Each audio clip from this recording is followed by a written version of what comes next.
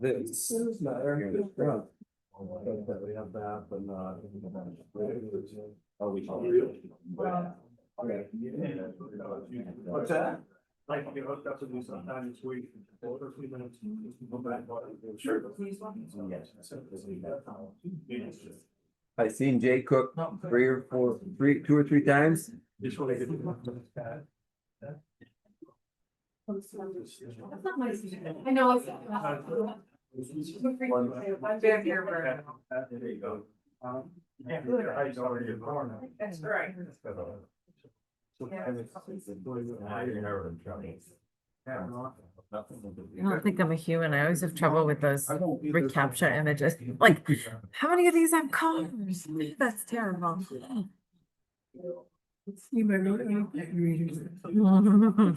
I actually do screens better without Seen Jay a couple, he said, Scotty hasn't reached out to me yet.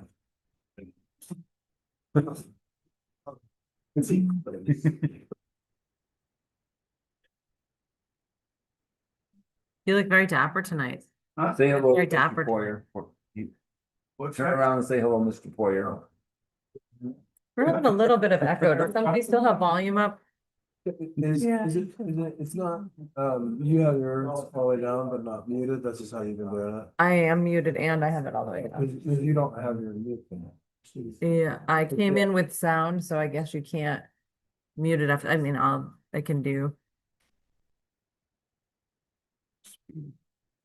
Mute everybody.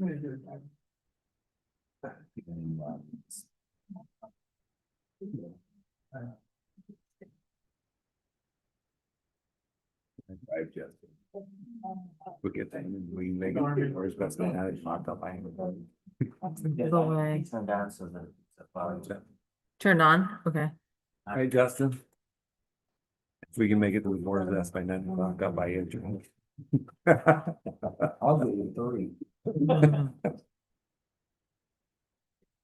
Then I can eat. I don't know how you do it. Mm. So Justin, you're saying you'd like, I'm normally left on because of this, it's this speaker that picks up for the TV and I asked you to unmute, I did, see if it comes up.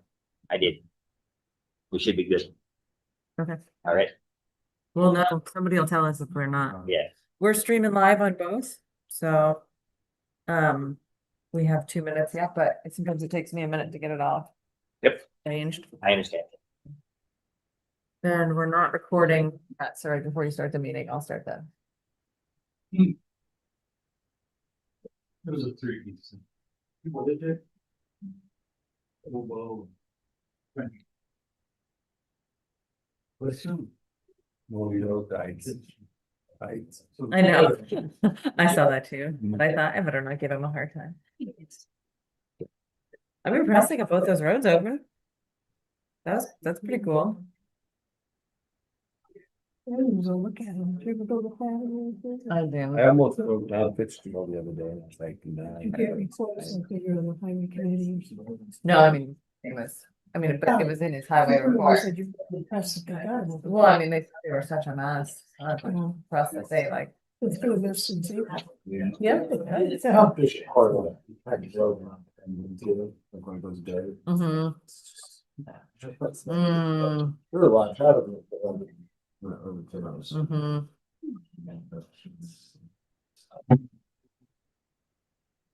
Right. Start the recording with. Yes, sir. All right, it's all set. So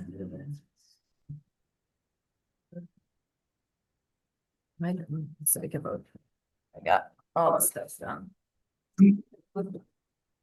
Oh, Jessica Rogers wants to come to the meeting. I bet. Knew she couldn't stay away.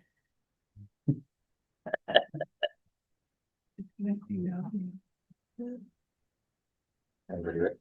I'd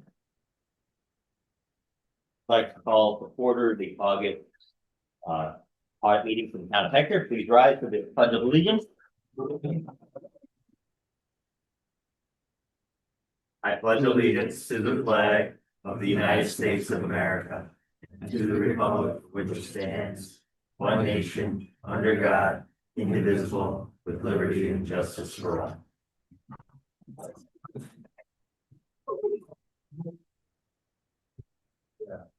Yeah.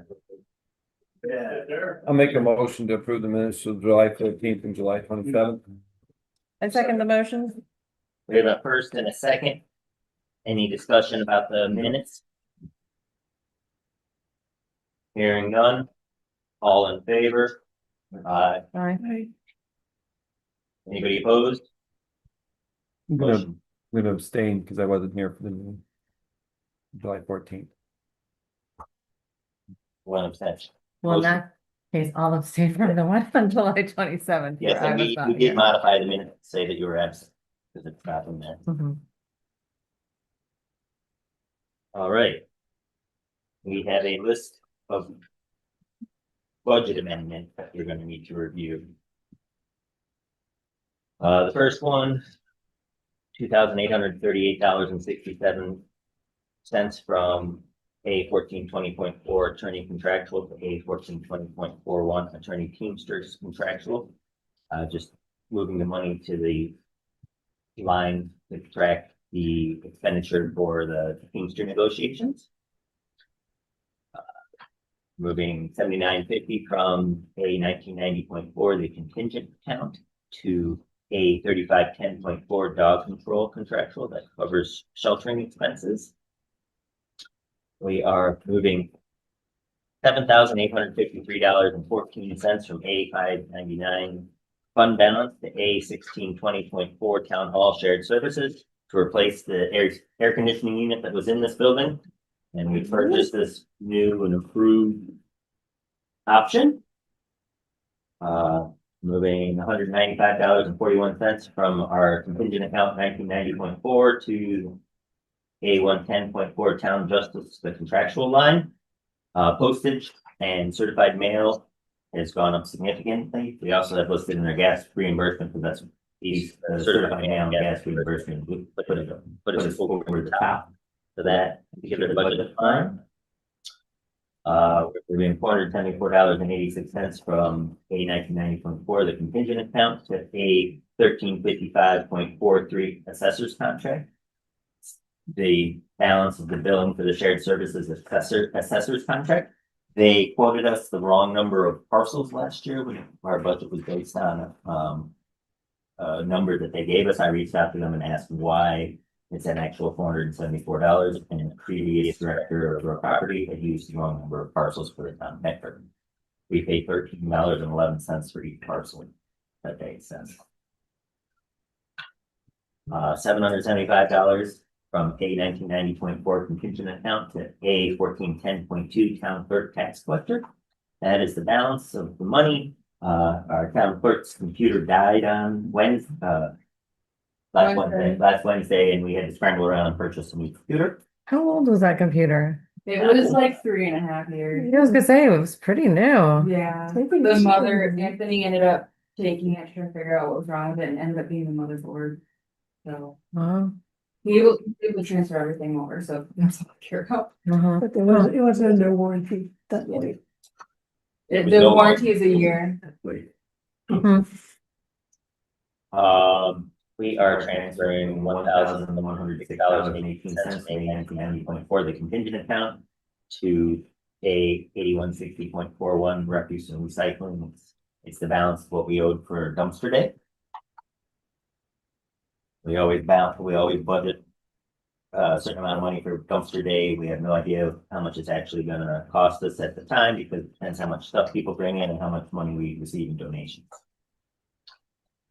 Now we're moving to highway. We are transferring $32,099.89 from DA 599, which is the fund balance, and the DA fund, and then we are transferring $158,134.47 from DA 3501, New York State Consolidated Highway Funds, that's the CHIPS funds, for a total of $190,234.36.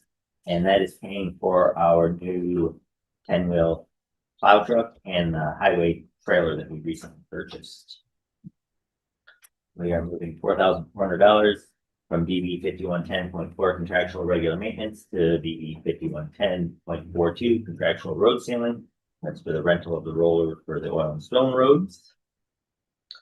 And then we are moving for the water district, $1,897.53 from SW 8310, the administrative contractual line, to SW 8340.4, the contractual for transmission and distribution. So those are our budget amendments. We do have some general journal entries where we're cleaning up some of the accounting. The first one is we are going to debit $112.50 from a 1710.4 Smith Park contractual, and we are crediting a 2001 Parks and Recreation, the $112.50, and that is revenues from Hip Camp. Hip Camp is an alternative reservation platform that we use, and when we bring in money, we need to add it back to the budgeted income side of the park. And then we are moving $2,700 from a 9950.92 transfers to park capital funds, and we are crediting a 7110.4 Smith Park contractual, and we're crediting the Smith Park contractual fund back for money that's going to be in the capital project. That is going to be the Smith Park office rehabilitation project, and we paid for a survey out of the regular Smith Park contractual, so we need to get the money back into where it should be. Those are our budget amendments and journal entries. I'll make a motion to approve the budget amendment journal as so said. I second the motion. We have a first and a second. Any questions or comments? Hearing none. All in favor? Aye. Anybody opposed? Right. We are now to the 10-minute public comment period. Yeah, Oh, we have to approve Excuse it. me, we have to pay the bills. Everybody. Ready? I make a motion to approve the bills as audited. We have a first and a second. Questions or comments about the bills that we've audited this evening? Hearing none. All in favor? Aye. Anybody opposed? Motion carried. Try this again. It is now 7:08 PM. Opening a 10-minute public comment period. If you do wish to comment, please state your name and where you live. Yes, sir. Anything on that Peach Orchard Road, Hector? I've been up in the national forest lately. And I would hope they're almost done with the logging project. And I'm wondering if there's, Hector, is any remuneration from the, When it is all said and done, we do get a small percentage of the logging revenue. and how does that apply to, say, the highway department? That's where all the money gets deposited, is into the DB highway department. So how would a curious citizen get a hold of this contractual obligation to return said monies to the town of Hector? As far as I know, there's not a contractual obligation. It is a historical precedent that the National Forest has practiced. And it's been a couple of years since we received any revenue from this. But it's also been a couple of years since the previous project was completed. One of those great memorandum of understanding. Yes, sir. Not the bill, Excuse me? got the payment in lieu of taxes. No, we get a revenue share. The last time I remember seeing it was There'll be cotton mills. 18 or 19, maybe. Yeah. We received a check. Yeah. No, 2018 or 2019. I believe. The highway department has been quite involved in ditch work. And the amount of timber they haul out of there has quite affected a number of the roads. Yes. And Scott will definitely agree with that. They have been working quite hard to get the roads, and some of the roads needed some improvements before they were even able to Yeah. transport logs out. So we look forward to receiving that from them.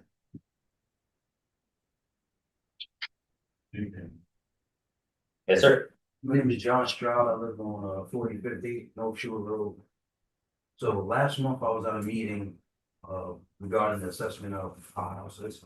Supposedly going up 35%. So I was trying to figure out, well, maybe that's not it. Give me some information. I want to know where that's coming from or why and all that other stuff. Well, I think that meeting got pretty crazy pretty fast. They gave a presentation to us that was that same presentation that's on the website and does kind of explain what the information they were trying to get out at that meeting that was not able to get out. So no one can say what anyone's assessments are gonna go up, but it hasn't been done in a while. And we just put out information about how they're doing it from their website and no one can promise anything on this, but this idea that everyone's taxes are gonna go up 35%, I don't think it's realistic. I didn't say everyone, but when you said it hasn't been done in a while, what's a while? 2022. 4 years. Yeah, my assessment has been up. Before then. Yeah, my assessment for my house has been up. Matter of fact, it's went up the last 2 years. It's gone up. Property tax. Property taxes are a separate thing from assessment. So Assessment is just the the value of my house, right? the value of your house. Does not. And then your taxes, for example, last year, I think the taxes were up in the general fund 2.1%, which was under the tax cap. So it's 2.1% of the value of your house Right. per $100,000. So the assessment affects that, doesn't it? Yes, it does. Absolutely. So Yes, it does. It could affect it up or down. that's never affected it down. Or if it's pretty close to the same, but basically the balance of all their, is going with 60% 16% is the 68%, whatever percent, recently. Now they just want to take everybody to 100, all that does is it's just a calculating tool. So when I said 35%, you shook your head. Why did you shake your head? Well, because the assessment and what your taxes are going up, I thought you were saying your taxes are going up 35%. That we don't know. But we also, if we're not 100%, all the other townships in the county are, we won't get the same amount of money from Schuyler County. So it's a disadvantage for us to like not do the reassessment for the town unless start seeing more cuts in service, the roads plowed less, or less, I mean, that's the biggest expense, the highway. The other item to keep in mind is there is the assessor's office is looking at it as saying that across the board, everybody, the value of their assessment has dropped to 68% of the 100%. That being said, when they do each and every house individually, some might have dropped 10% in value, others might have dropped 50% in value. It's going to be, the assessment is based on houses that are, your house and houses of similar build, similar location.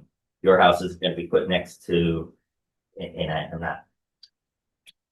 I don't know what your house is like or whatnot, but they're not going to take, if you have a 2-bedroom house and somebody down the street has a 10-bedroom house, your assessment is going to be different, and it's going to be, the reassessment is going to impact your house different from your neighbor's house versus a house that might be in Mecklenburg or Searsburg or someplace like that.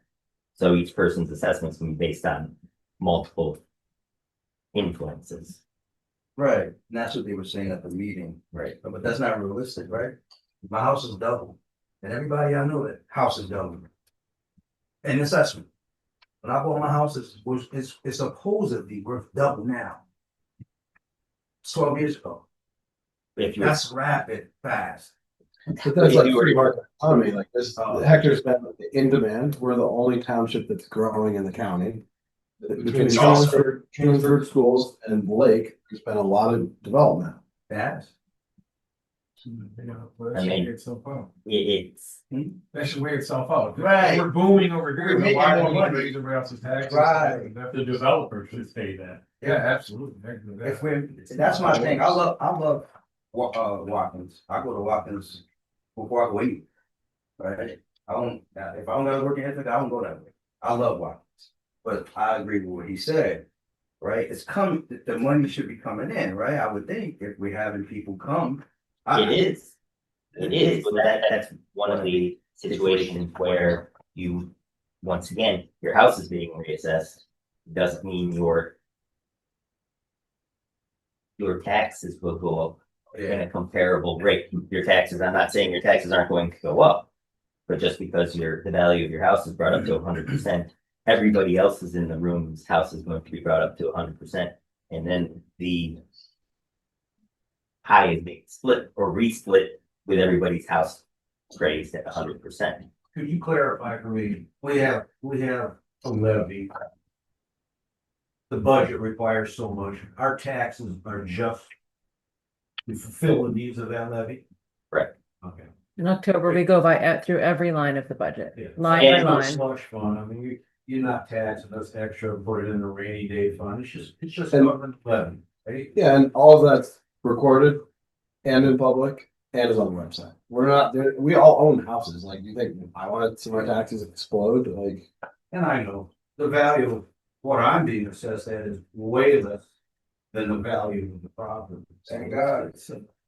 Yeah, I mean, they're not gonna assess us for what it's worth. There'd be a freaking riot. Well, the way looking at it also is the town budget is likely to go between, let's say, 1% and 3%. Our goal is to keep it under the tax cap. Yeah. So town budget goes up 2%. If that's the tax cap, the town budget goes up 2%. Your value per 100,000, your share of that value is X amount per 100,000. It's not going to be, it shouldn't be, most likely won't be a significant increase because that budget isn't spread between the roughly 3,000 parcels For 100,000 or 1,000? per thousand. For 1,000, okay. Yeah, the exception to the rule is not the rule. So thank God your house is not broken out. The reality is, however you guys assess my house will never meet. it's not us. Well, whoever, somebody's coming through and saying he has his steps fixed and he's mowing and he's doing, somebody's doing it. You know what I mean? So that's not is that the person who I talk to, or is this the time that? A lot of this is New York State. There's all the information that we've put out is when is grievance day. There's a process to, if you don't agree with what the new assessment is, like we're not the ones assessing it. We're not the ones that you agree to. What we're trying to do is keep the budget Gotcha. below the. When you say it's New York State, what does that mean exactly? New York State dictates and makes the recommendation as to the frequency of reappraisal and the policies of the reappraisal. Right. So aren't you guys kind of like our force field column, I would say? Yes, I mean, that's a fair assessment, but we are also, much like you and everybody else in the room, we're held to New York State's expectations. They hold us over the hot seat if we're not holding. Right, so whatever comes out of pipe, you're gonna dole it out to us. I would say we're gonna share. You know what I mean? Yeah, Well, yeah. you're neighbors, I get it, Yeah. right? And to ourselves. Right. So is there anything you'll say no to? I'm sorry. Is there Yeah, anything you'll say no to? Our budget is not based on the assessment.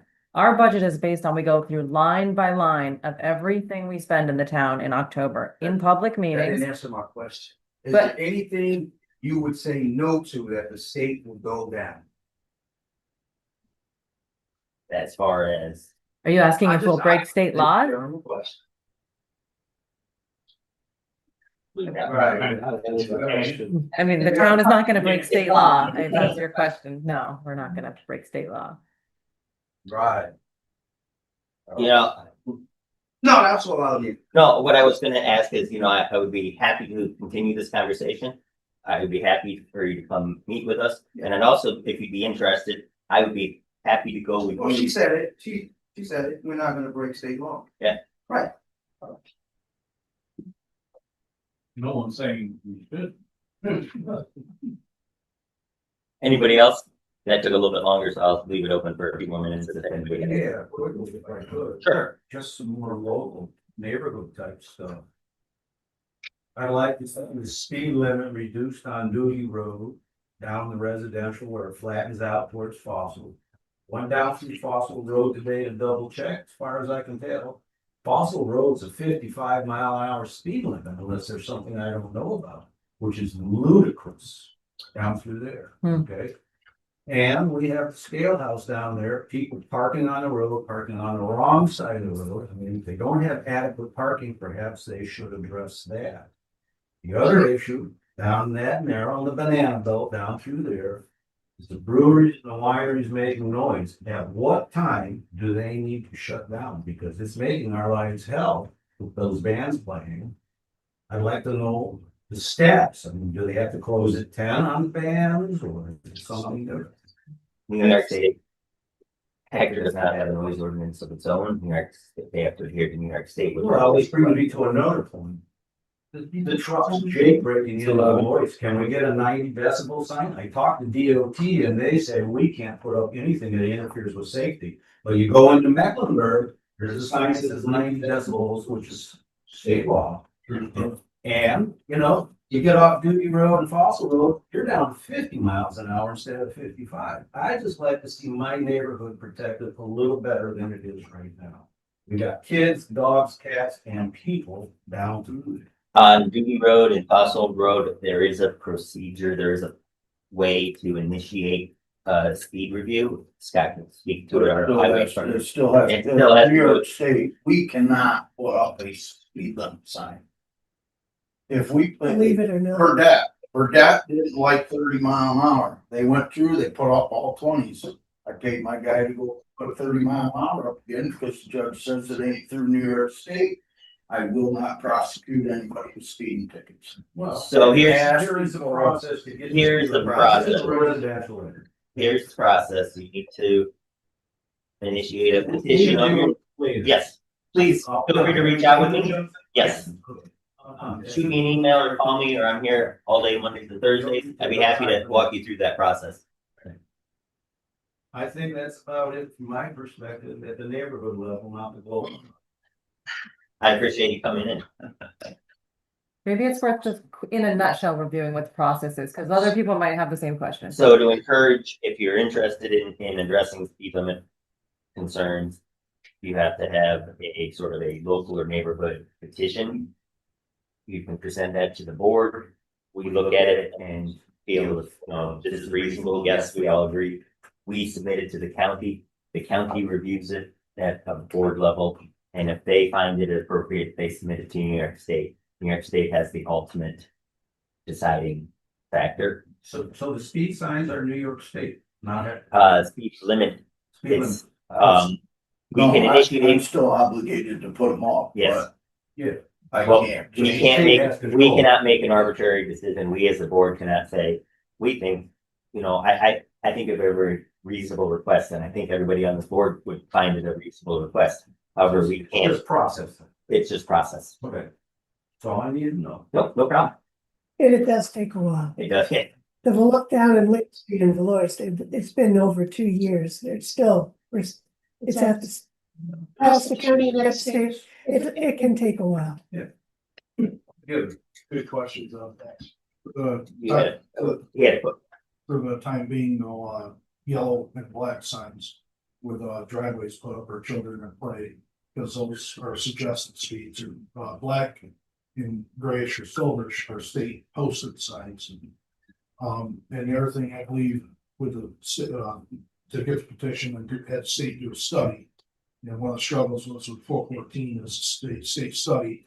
Yes, it's kind of, wrong, but they go by the average speed traveled on the road. So, and if they see the average drivers traveling at 50 miles per hour, then they're not gonna do nothing. That's why it's such a hard time on 414. Exactly. But Good point. black and yellow suggested signs can go right on.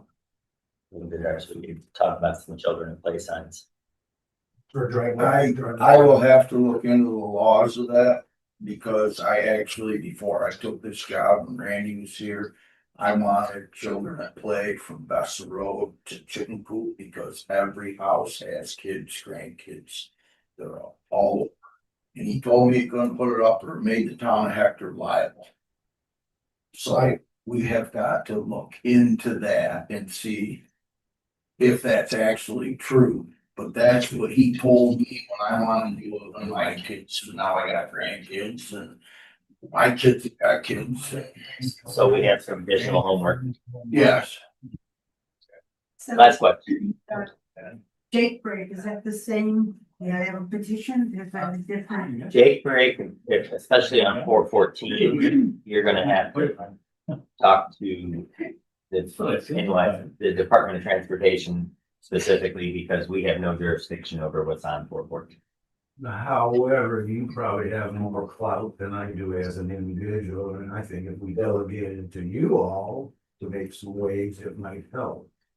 You know, I reside in the Hamlet Voice.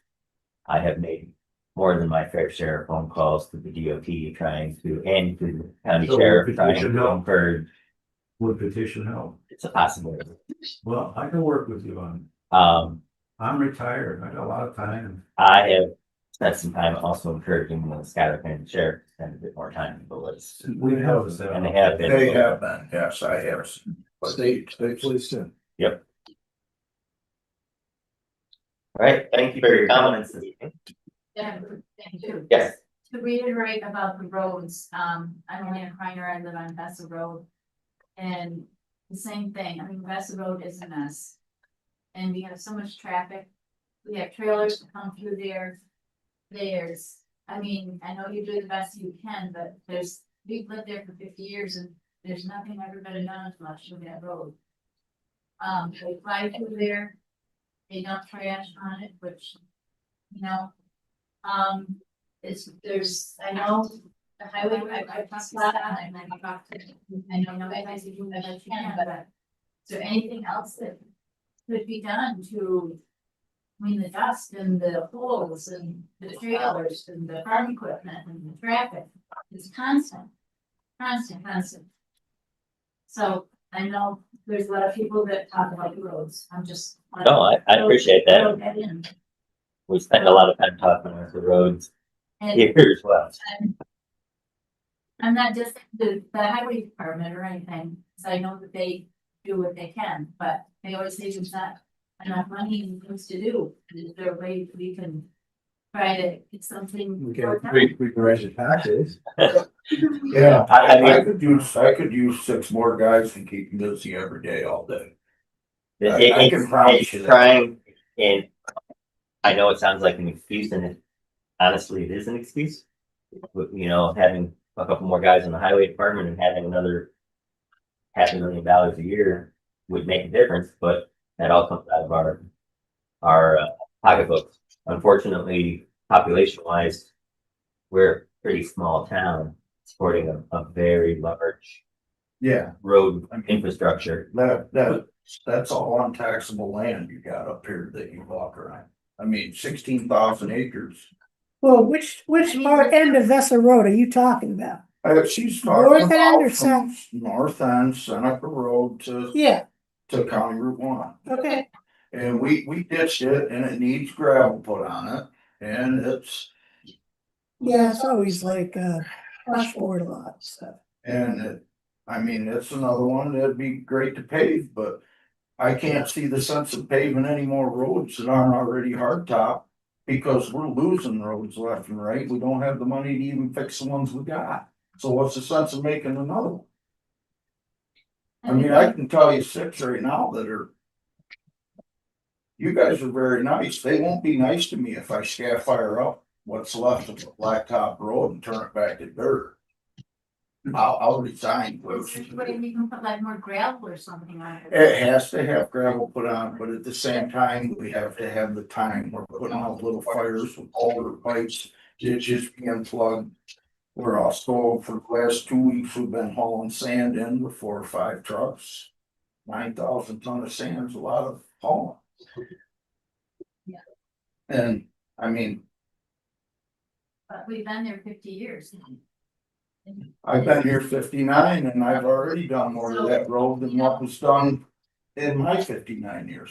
I'm telling you, they probably don't have road. As far as speed limit, we could, And that's not, That's not gonna fix the problem, but I mean, that's, Got every right to complain, that road sucks.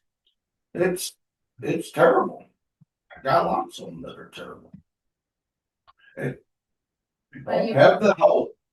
Or you don't. The guys are busy every day, all day. There's nobody sitting around. But you have improved the roads from when it was really muddy and there were ruts in it.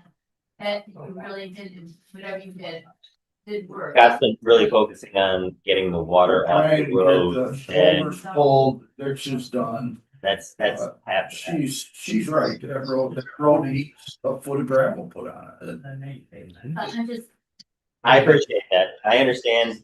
can't throw that at you again, and I'm not trying to offend anybody, because No offense taken, and I appreciate the honest feedback. It's a challenge. Just real quick. Last one, sir. No, this is, Okay, maybe, sorry. maybe you should explain to the public how CHIPS money works. 1 year you gravel it, you change the sluice pipes, at least it was when I was on the board.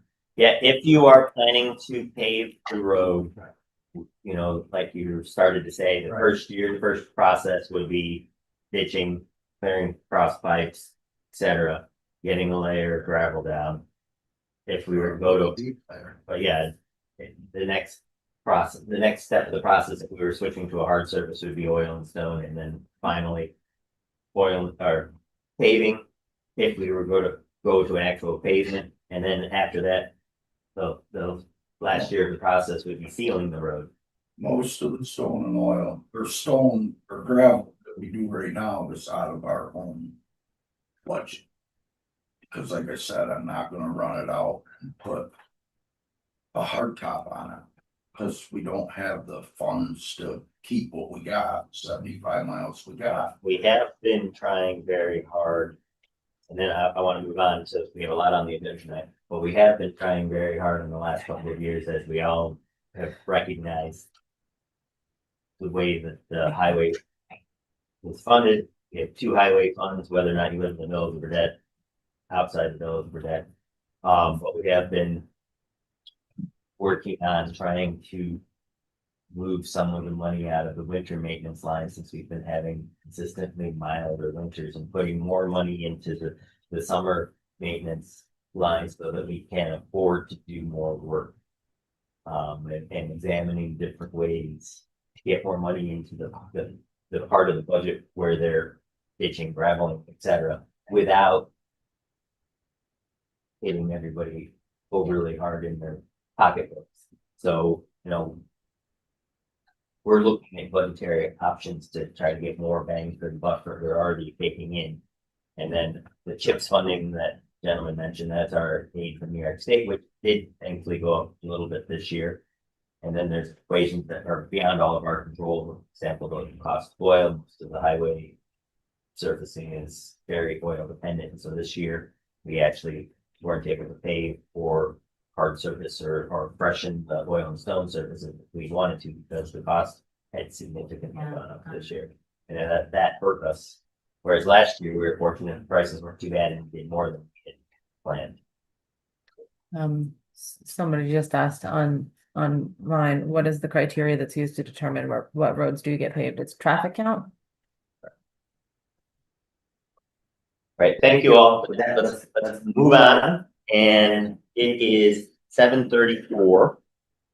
And we're gonna open the public hearing for local law number 1. The local law in discussion is the video conferencing law to authorize members of the town board to take part in and vote in town board meetings remotely. The ins and outs of it. Currently, everybody needs to be here. We've had a number of situations with town board members that zoomed in. We have a number of people on the Zoom right now. However, when they zoom in without making this change, they will not be able to vote. An important component to this is if we pass this law, there is a minimum we have to maintain a quorum in like a present quorum. There has to be at least 4 of us here. The other part of it is by New York State law, we have to have a policy that breaks down and explains all the aspects of the law. So we created a policy and the law. Is this absolutely necessary? No.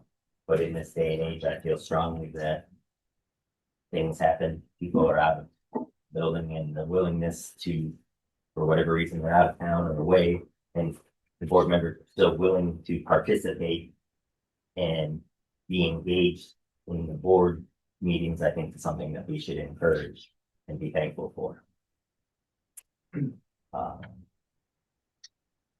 The public hearing is open. Yes. There's comment online. Public hearing comment. The local law portion seems to be written in compliance with New York state law, but the required policy seems to push the requirement of extraordinary circumstances beyond what it should be. Can you explain how a family event or planned vacation falls under extraordinary circumstances? No other town has adopted this video conferencing law, and policy has included such a liberal interpretation.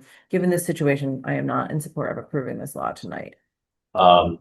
Well, that's false. I can share, I remember I spent a lot of time with our attorney reviewing local laws, but the clause in question is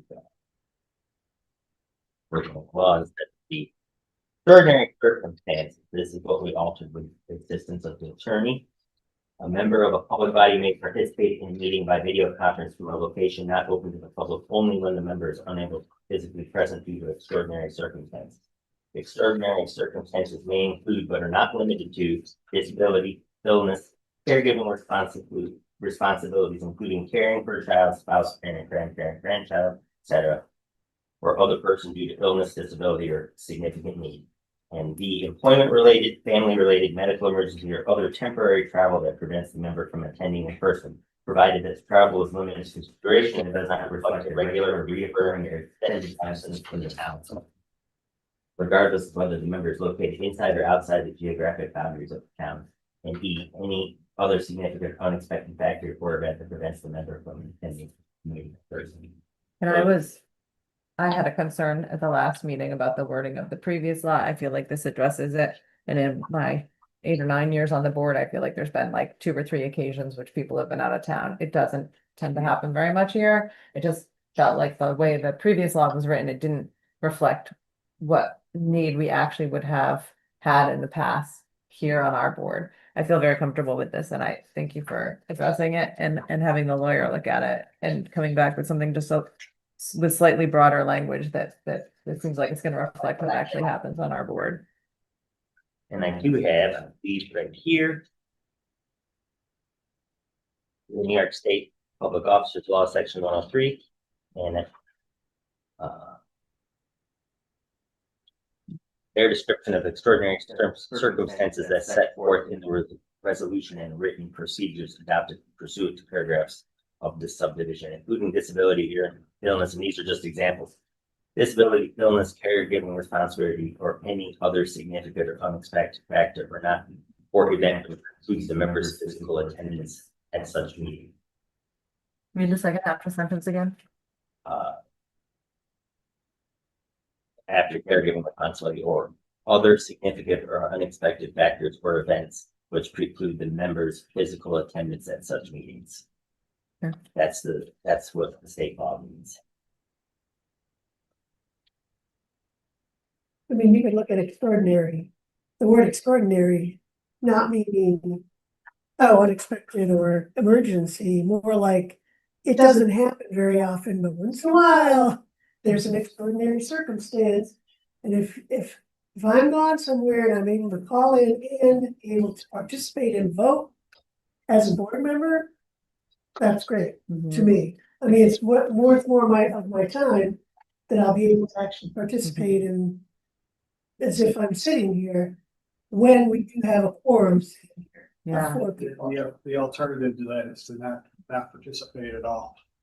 Yeah, I don't think anybody here is gonna want to take advantage of that situation in a negative way. To Liz's point. Right.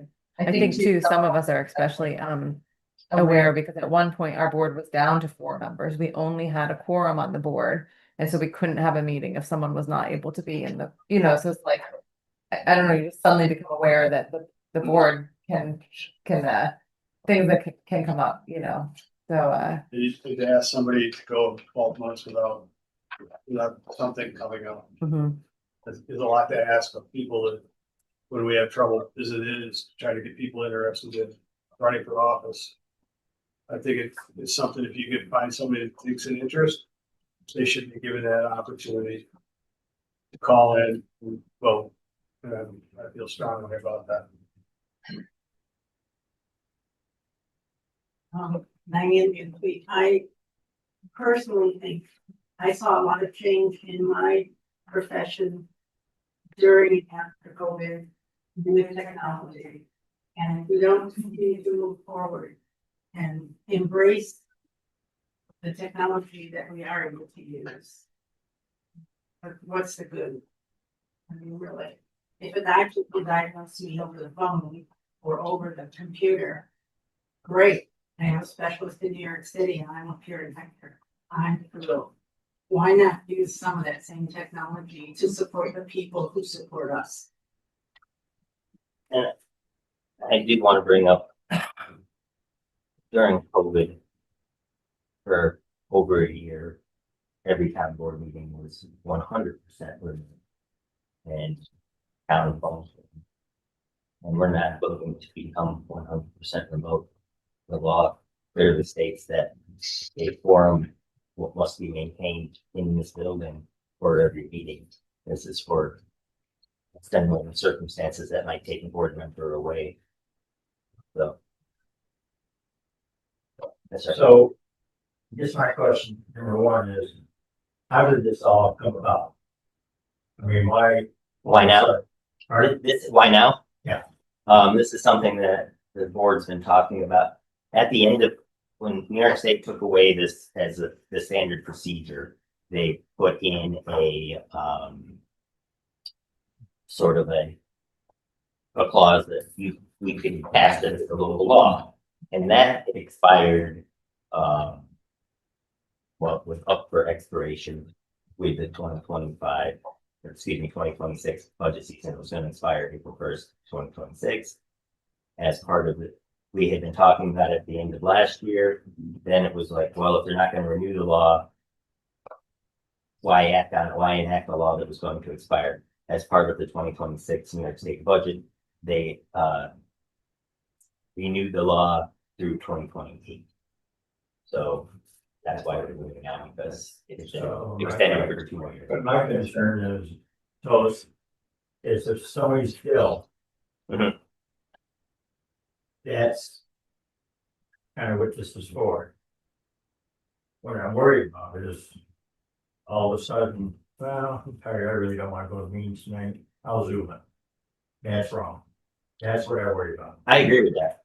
You know, I mean, Well, this policy states that, if you can't just decide the day of the meeting not come, you need to give the, written notice. It could be an email saying, next week, it's a meeting, but I've got to be gone for this reason.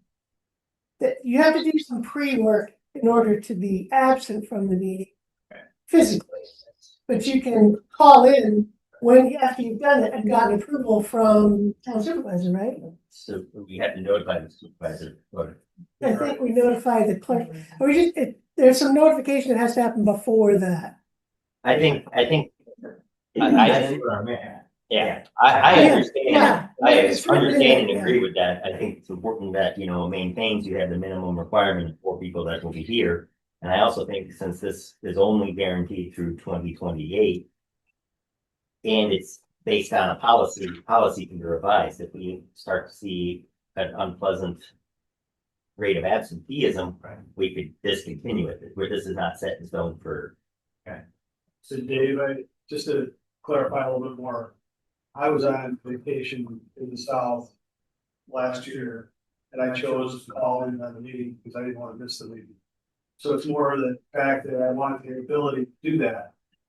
And so shouldn't the rest of these people have the same capability. It's not the fact that I'm trying to get out of that work, being part of the board But there is gonna be times in 12 months that we're gonna have time we wanna have off and it may conflict. If it conflicts and I'm good enough to call from my hotel room or my camper or wherever I happen to be at that time. And I wanna call in, I think that should be a plus for people on Just- board for doing that. It's not trying to get out of it. But I'm saying if you got a vote on, like, Town of Hector, you guys have the final say on if we ever do any, land use regulations. That's to my understanding, I know they've been trying to push zoning. Okay, but you guys have the final say on it. So on an important decision like that, I'd hate like have to see one or two of you decide, well, I don't want my face. I on think the that, board meeting, I'll sit home and do it, I think that's a very valid concern. you know? I do believe Right. that, and I'd like to believe that the board, I'm not saying you guys would do it, but that's Right. a concern. right, I think that's a valid concern. I'd like to believe that in a case like that, we could push to have all of us present if we were to make a significant vote like that.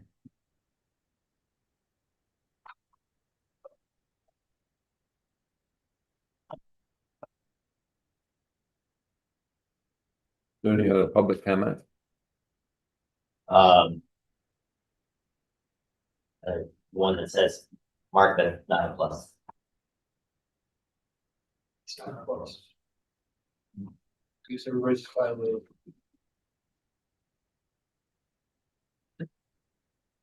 Any other? You guys vote on this tonight? Yes. If there's no other public comment, I'm gonna close the public meeting. It is 7:47, we're closing the public meeting. And then if we'd like to act on this, I'll make the motion to adopt public law number 1, law number 1. Second. and this is a roll call vote. Is there any Is there discussion? any discussion before we move forward? Hearing none, all in favor? Aye. Aye. Aye. Aye. All right, Okay, motion carried. We now need to pass the reporting policy. I'll make a motion to adopt the video conferencing policy procedures. Pursuant to Public Officers Law 103A. I'll second that motion. We have a first and a second. Any further questions? This is a standard vote. Any no questions? All in favor? Aye. Anybody opposed? All right, thank you for everybody who participated and shared your opinion. All right. We are moving on now to our committee reports. And we'll start with the Sustainability Committee. Thank you. The Sustainability Committee is hosting the second Repair Cafe of the year at the Hector Fire Department on September 26th. From 10 to 2, so we encourage people to bring broken appliances, lamps, vacuum cleaners, torn clothing, and our volunteer coaches will make every effort to be prepared. We should have enough coaches. We have a couple that aren't gonna be there, but our clock repair guy is coming to this one, so that's really important. It's tough to get somebody with skills. So hopefully we see people there, September 26th, 10 to 2. NYSERDA has determined that the town can use the $75,000 that was intended for a EV charging station at Smith Park. That whole project can't happen for a number of reasons, so NYSERDA said they can use that grant money to add additional solar panels at some of the. So that will help to defray energy costs from fossil fuel for the town of Hector. I wanted to thank Patrick and Bruce, a couple of our committee members that took care of recycling the plastic bottles at the Hector Affair this year. Last year they ended up in the trash, which they would recycle them all. At special containers for people to put them in signs. Our committee, our SPD is September 17th. Our August meeting is actually a picnic, so we're gonna take a month off from our activities. At that September 17th meeting, we'll make our last minute plans for the Repair Cafe coming up.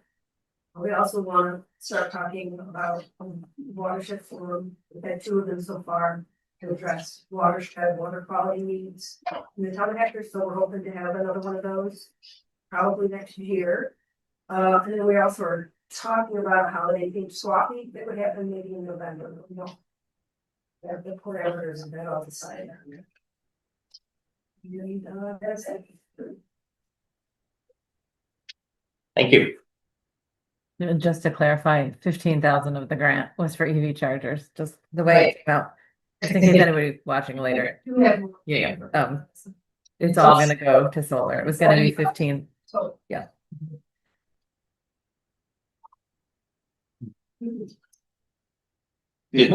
That's a good thing. Yeah. All right, yeah, highway. Still mowing roadsides, hauling stand and making sand. We got seasonal fish trail road opened up again. We're still working on Mark Smith Road, but it's kind of hard with the trucks coming up and down. Put shoulders on Blois after they got done paving it. Got our Jersey spreader fixed so we can put some gravel on when we get to it after our sand's made. We've helped a bunch of the other townships helped us road seal, and we've helped all them in return. We got seasonal bean opened up again. And we've had several trees and some stuff this month we've been working on. And I have another question I wanted to ask was, Brad's been trying to get his computer going for. We can take that to Anthony. I had to bring it over to Anthony, but he wouldn't do nothing with it without your permission. Oh, okay. I will reach out to Anthony and get it rolling. I know we need to get him, we wanna add him and create a mechanic at. Hector. Yeah, Because I told him just use my password and my email, but I said, yeah, I'll do that. I think it would be better to keep them separate because he could potentially have a lot of emails and we could have. Emails, maybe he don't need to see. Yeah.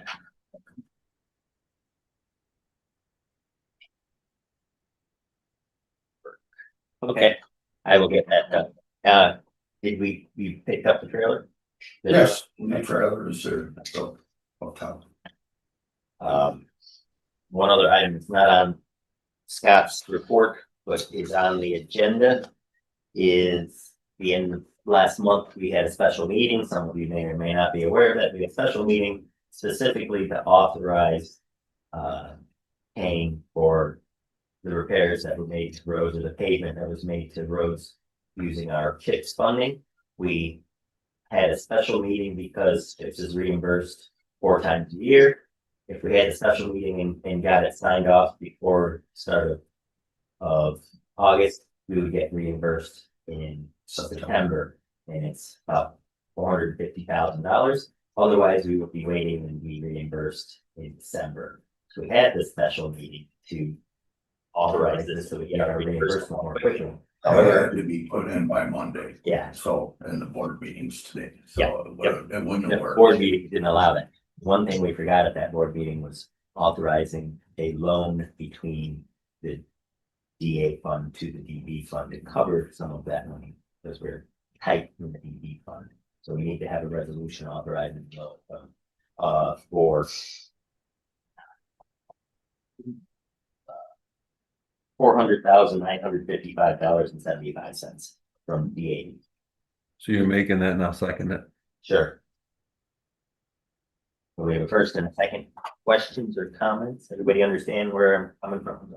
So then once we receive the CHIPS When we reimbursement in September, it will, and the loan gets paid back from DB to DA. yes. There's no other questions? All in favor? Aye. Thank you all. Thank you, Scott. Remind me Thursday if I haven't already done it. We get that computer taken care of. No. Highway meeting? Highway meeting would technically be next Thursday, but A week from. a week from No, no, Is that, We can do it. yeah, Can we, You pick do we wanna do the? can we early do voting Wednesday at 7 a.m. again? Is that okay? Next Wednesday? Yeah, a week from Wednesday, 7 a.m. Okay. So that's Yeah, 19th. That's the 19th. Thanks for accommodating, guys. Next Wednesday, this is relevant, the 19th. There's been we've mentioned it in this meeting several times, but Kurt Smith from Emergency Management is holding a public meeting at the Beloit Logan Hector Fire Department to discuss with the public requirements if you do live on a private road and Hector, even more specifically, if you're on one of the lake roads. That meeting is going to be that evening at 6 o'clock. So it's relevant to, we're talking roads. Is that meeting on the website? She's on the website and. Yeah, it's up there. Yeah, it's been running since the last one. Okay, great, thank you. So since it's road related, I figured we'd bring it up. Yeah, we are actually meeting with Kurt Smith too on radios. I called the guys, I got an estimate for half a dozen radios, but Kurt says he's not real happy with those people up there that we were dealing with, and he was gonna give us some more Okay. numbers, so I will, that if nothing else, will give us more quotes. Excellent. But he wasn't real happy with them. I can't say I was, thought they were pretty expensive.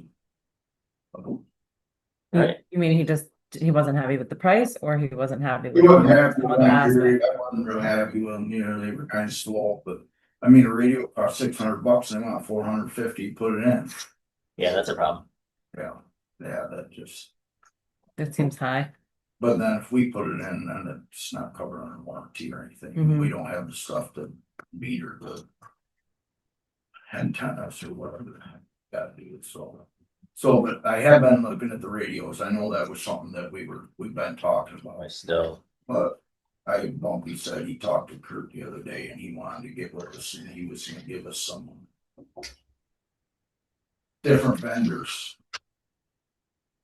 excellent. Well, we'll get it done. It just takes time. Yeah. All right, thanks, guys. Right.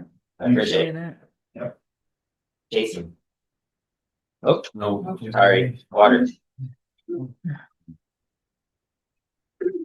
So for the month of July, we pumped 561,000 gallons, 63 gallons of average daily. Water testing's current sample draws are up to date. Monthly reports, all DOH reports and DOT's UMR reports sent out. Annual water quality reports are posted on the website and at certain locations around the town. Water service turn on and off, 0 last month. Backup generators are on working order. Water treatment plant compressors, air compressors are both in working order. Finally. Wow. All skids in good working order. Service trucks both in good working order. The dump truck was down due to bad starter and required transmission lines to be replaced. Meter reading system is working. Appointments will be made as soon as possible to get certain ones back up online. Okay. And, Can you just say what that means? The meter reading system's working, but yes, what but certain repeaters for certain households are not giving us information to tell us what their usage is. okay. So, right now, I think there's 5 or 6. I think we're down to. So if there Does is, that, if there does is, that mean you have to physically drive by and get it through Bluetooth or something? Just gotta go, if it's in their basement or something, better to contact them, so you go down in and just reset it. Hmm. Pretty much. Thank you. It's interesting, in retrospect, I don't think I've seen water in it forever. What's going on with they've been coming. that? Not to my house. Because I don't. Oh, thanks for letting us know. That's interesting. You don't be on the bill is what was. What was, can you remind me your name? Jeffrey Gardner.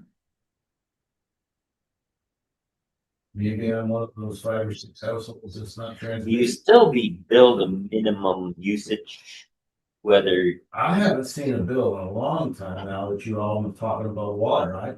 it's off my radar, but I haven't seen the bill. You might wanna check on that. We pay our bills.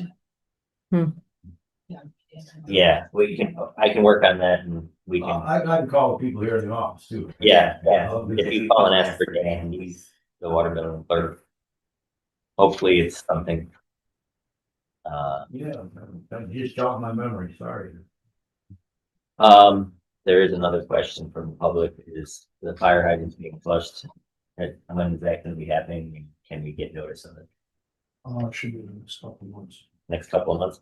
When that does happen, or when it's expected or planned, let's make sure we get it to Meredith so she can send a notification and post on it. You guys were also working on the critical spare parts, so. As a result of the computer issues you had. Yeah. You're gonna put together a list, how are you going to do that? So We don't have another situation like we had. yeah, we gotta go over a few things that. The sooner you get that, so we can review it. We can look to see what our next critical item is. Yeah, most, We don't want to repeat what we had. yeah, We can help it. yeah, but we still wanna have all area filtration. You know, and evaluate the skid and everything like that. I'm sorry with that, because that's our weakest smile. Right. Water services, for new services, waiting to hear more about the one on the south side of Lane Cross Road, crossing the new, residence that's just hooked up. Out, FLS is the construction working. Haven't heard anything more on that, at least I haven't. But as far as I know. Yeah, and we did, we're waiting on parts to hook up a new tap for the Williams right by the plug socket.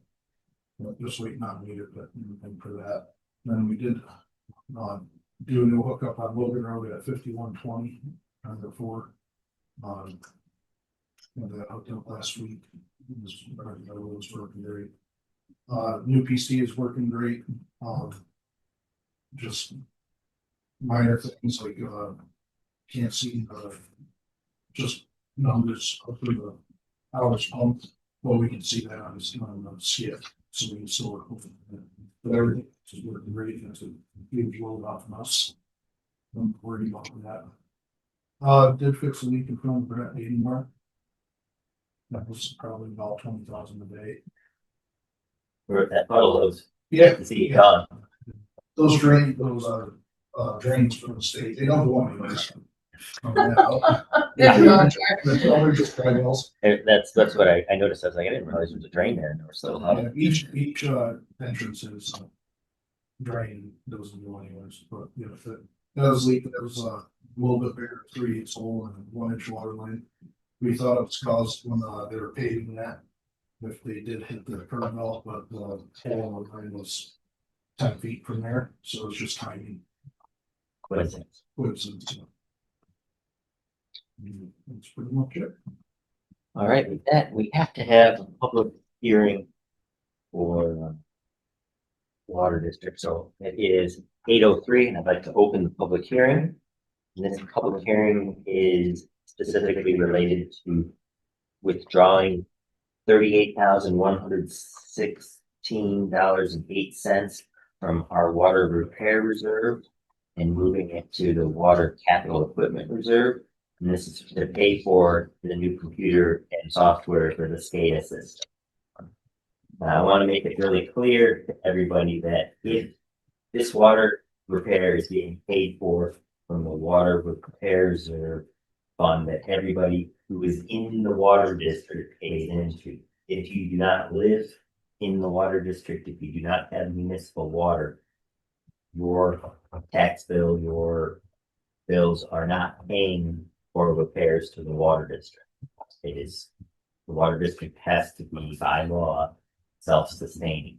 That means everybody that lives in the water district pays for all of its repairs, pays for its upgrades. This repair reserve, we have a fund specifically set up to make repairs like this when they take place. However, we have to have a public hearing to make sure that everybody feels that this use of the money is appropriate.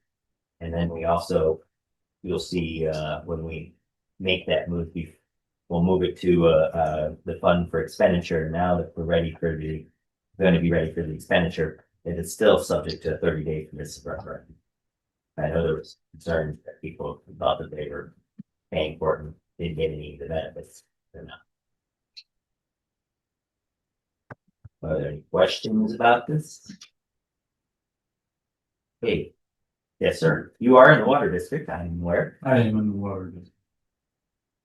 This seems like quite a boatload of money. And I was here tonight when the computer somewhere else was 3 years old. Took a toast. No, it was 19 years old. No, this No, one is this- 19 Yeah, years, hers yeah. is 3 years old. Yeah. So Yeah, it was only $700. we're not comparing apples to apples. Yeah. She basically was replacing this laptop. This is the computer system that runs I the, understand that. yes, Or that was 1 year warranty. right, This new system, which is a little bit more money, yes. what is the warranty period on that? Do you know that off the top of your head? We're under contract with them, and now that the software is updated, I believe if there's any complications, that falls underneath their contract. From my understanding. Not completely sure on that, but. I could get you the answer to that information. I don't have that answer sitting here. Is there any way we can protect this new proposed boatload of money? I mean, 19 years old is 19 years old, that I understand. One thing that we are actively pursuing and we feel strongly is one of the causes of the failure is the repeated power failures and brownouts on. I hadn't noticed a single one of them. One thing NICEAG has recently done is replace all 3 transformers that are at the top of the hill. But as an aspect of this, I am going to be pursuing reimbursement from NICEAG for this equipment. Excellent.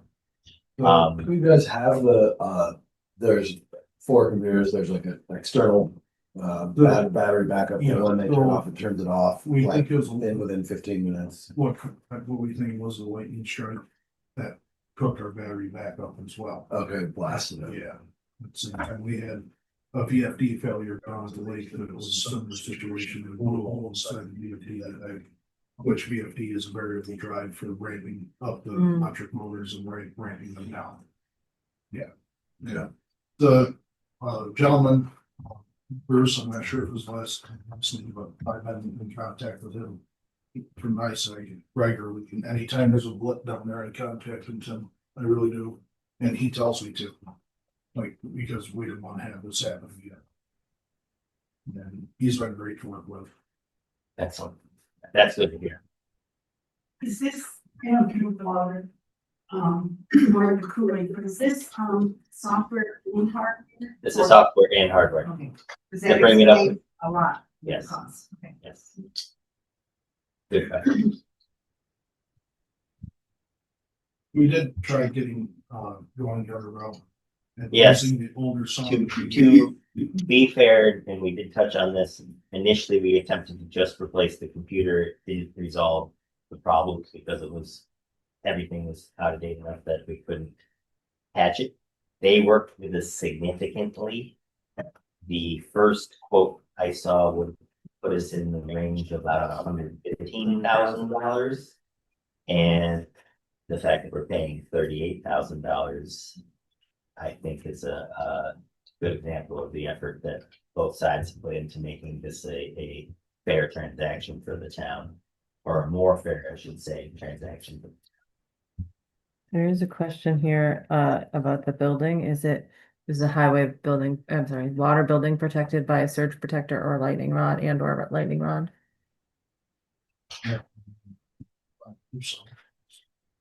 The only, the surge.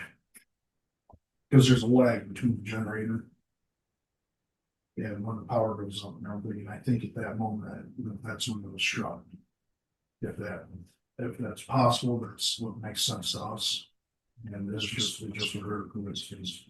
I mean, the building and all the standard protections for electrical surgery, et cetera. Yeah. Should have.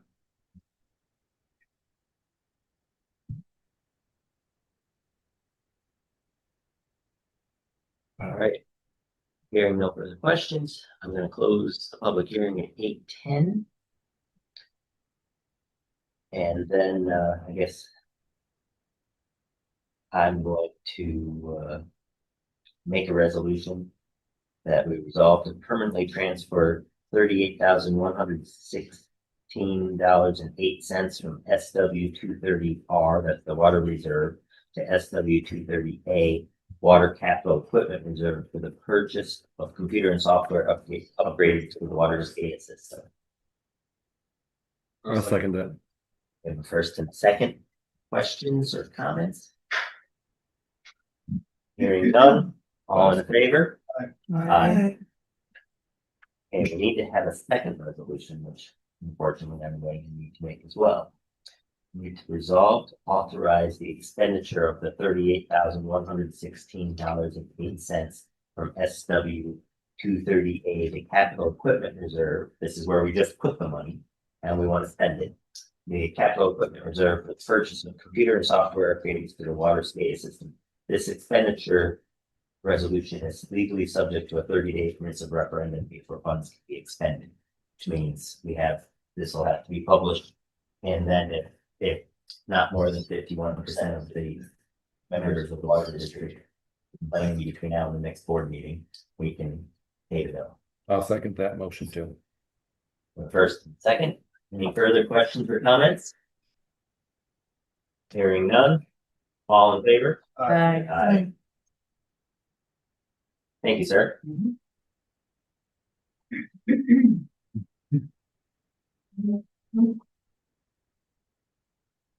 Let's move on to the park. No, code enforcement. I just want to skip code enforcement.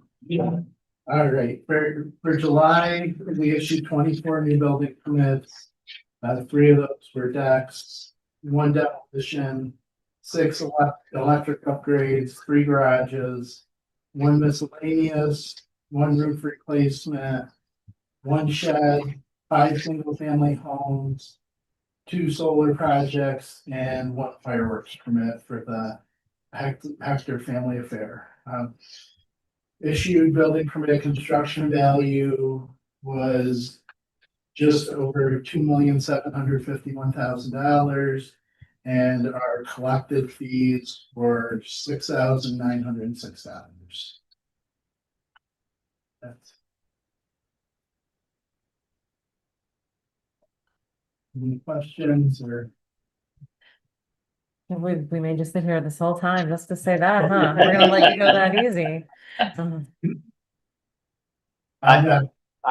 want to make one comment, and this relates to the gentleman during the public comment period. I hesitate to bring this back up, but last year it was something along the lines of 75 of 90 new houses built in the county, built in the town of Hector.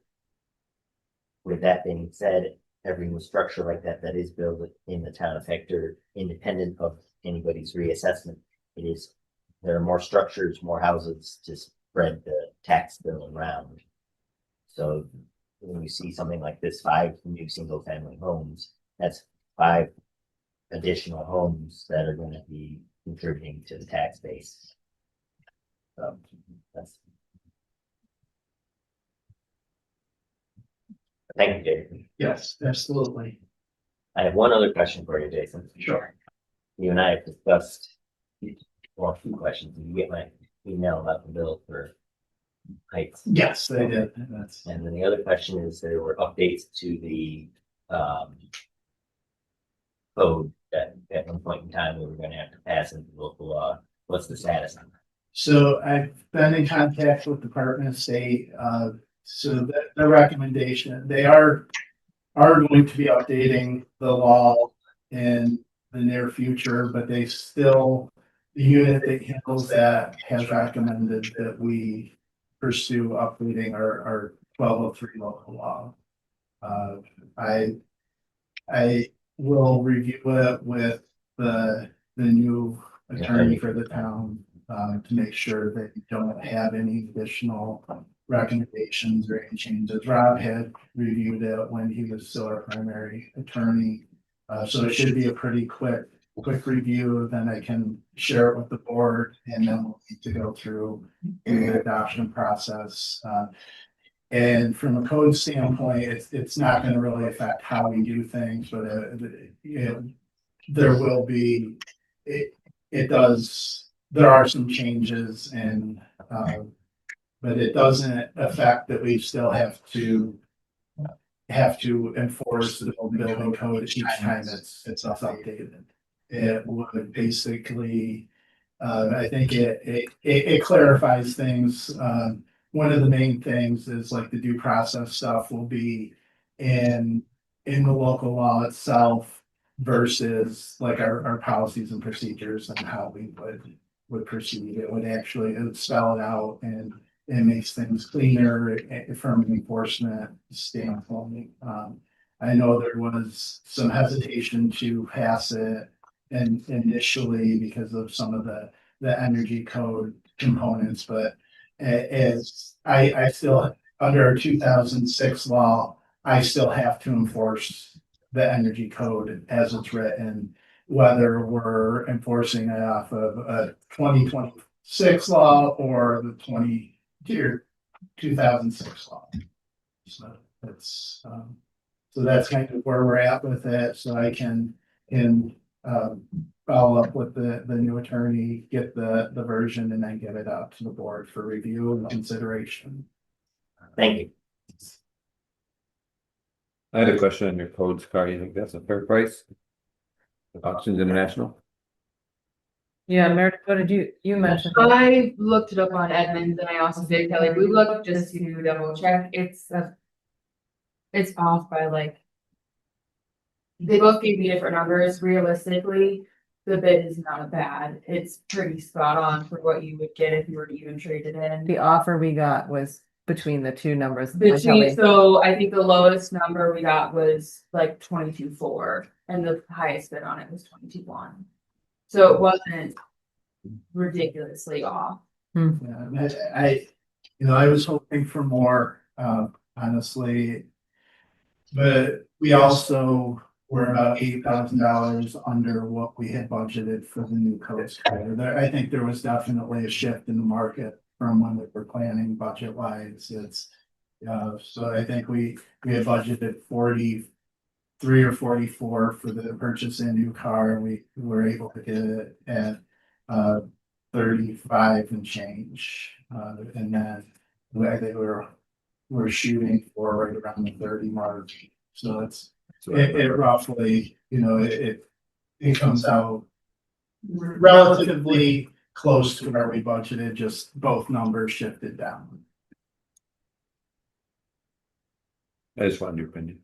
Yeah, I was hoping that we were gonna get closer to 30 for it, but that's, I think that's fair, and that's, every,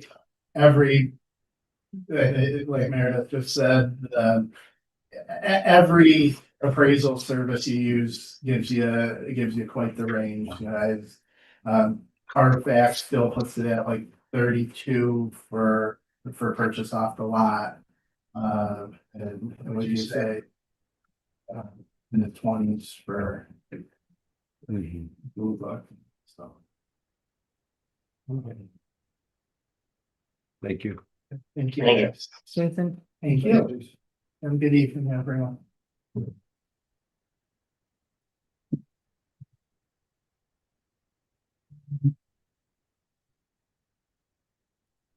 Again with parks.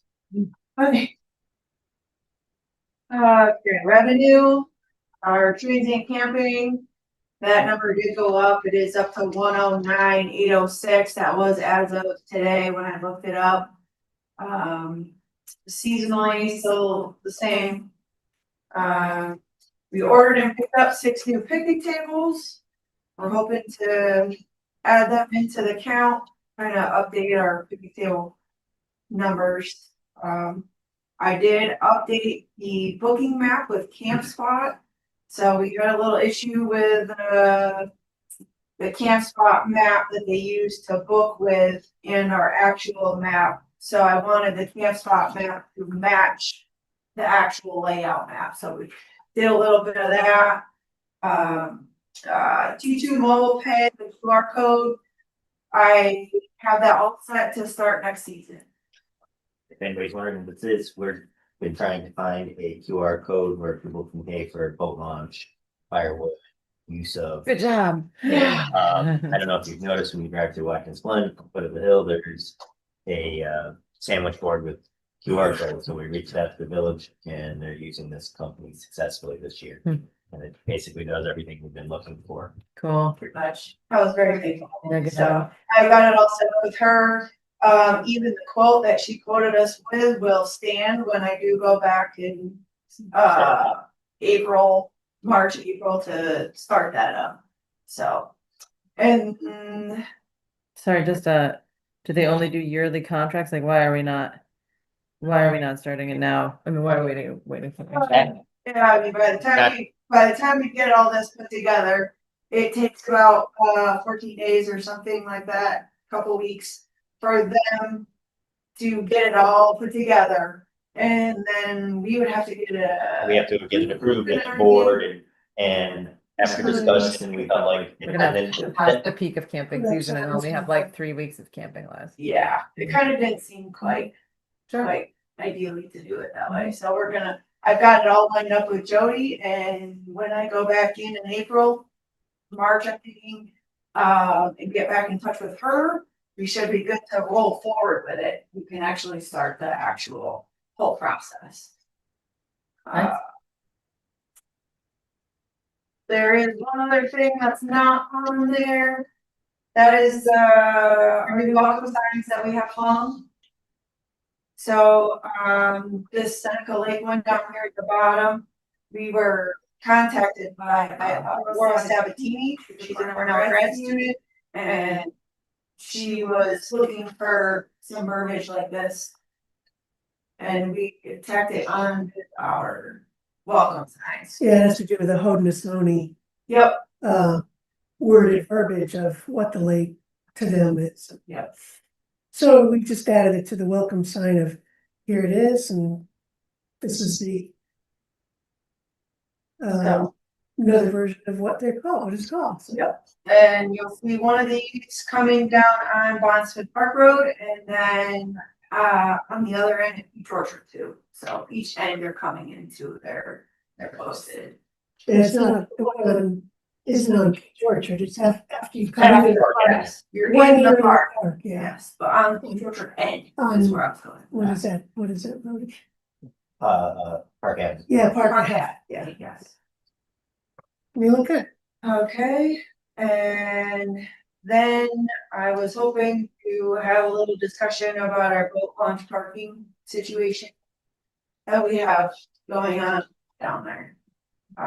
It's posing to be a major issue for patrons, for staff, for everybody. So cars are not, there's no designated parking down there. There isn't much parking down there at all, period.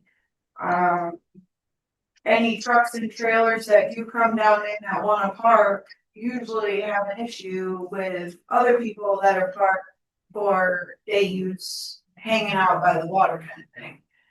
So we're trying to figure out how we can simplify the process and make it easier and nicer so that everybody's not chewing everybody's head off about it. One option that I'm exploring the assistance of the attorney from town is if we were to post tow and trailer parking only and delineate them and non-boat launch vehicles non-boat launch vehicles ticketed and towed. We're looking at the option of how to create a towaway zone so that what's happening, people are pulling up, parking their car haphazardly and hopping on a boat off of one of the docks, or they're deciding instead of walking down the hill to the swim beach, they're driving as close as they can and walking over and hanging out on the water. And so we're looking at options as far as removing that. In the past, we've had a specific handicap parking area, and those handicap signs tend to get stolen or destroyed so that we don't have a delineated handicap spot. We had one. Do we now? Yeah. Okay, in past years, they have walked off. Yes, yeah. So This one's the idea is installed. that would be another option if somebody were to park inappropriately in a handicap zone, we could take it in tow. I feel strongly that the rumor mill gets out that we actually are gonna enforce the parking regulations down there, should at least improve the situation. Because the other thing is when so many cars decide to park there and then we don't know which cars, where they are. People who come down with the boat trailers don't have the room. Even turn They around need to try to turn up to back their boat in. It's a problem. It- We need that space for boats and people putting their boats in and out, taking them. does pose kind of a safety hazard to, I mean, if there is emergency vehicles that need to get down to launch a boat, they wouldn't be able to do it. And also, even I do worry about the tow truck situation too, cause how can a tow truck, if a truck and trailer can't get down there, how's a tow truck gonna get down there? So that was another question I had too, because it's, you got everybody plugging up the hole and then the tow truck's trying to come down in, and then what if he gets stuck on the hill and can't go anywhere? So I just don't. Have you seen it so full that one of those slide back tow trucks can't? Yeah, they line. But they have to double up or something. There's no way. I mean, there's a lot of. I've seen a truck and trailer park up the hill. That the point is right there, that hill that comes down, they back it right up into that. I've seen them park it right in between the water and land, right there and there, and they just everywhere. Absolutely inundated.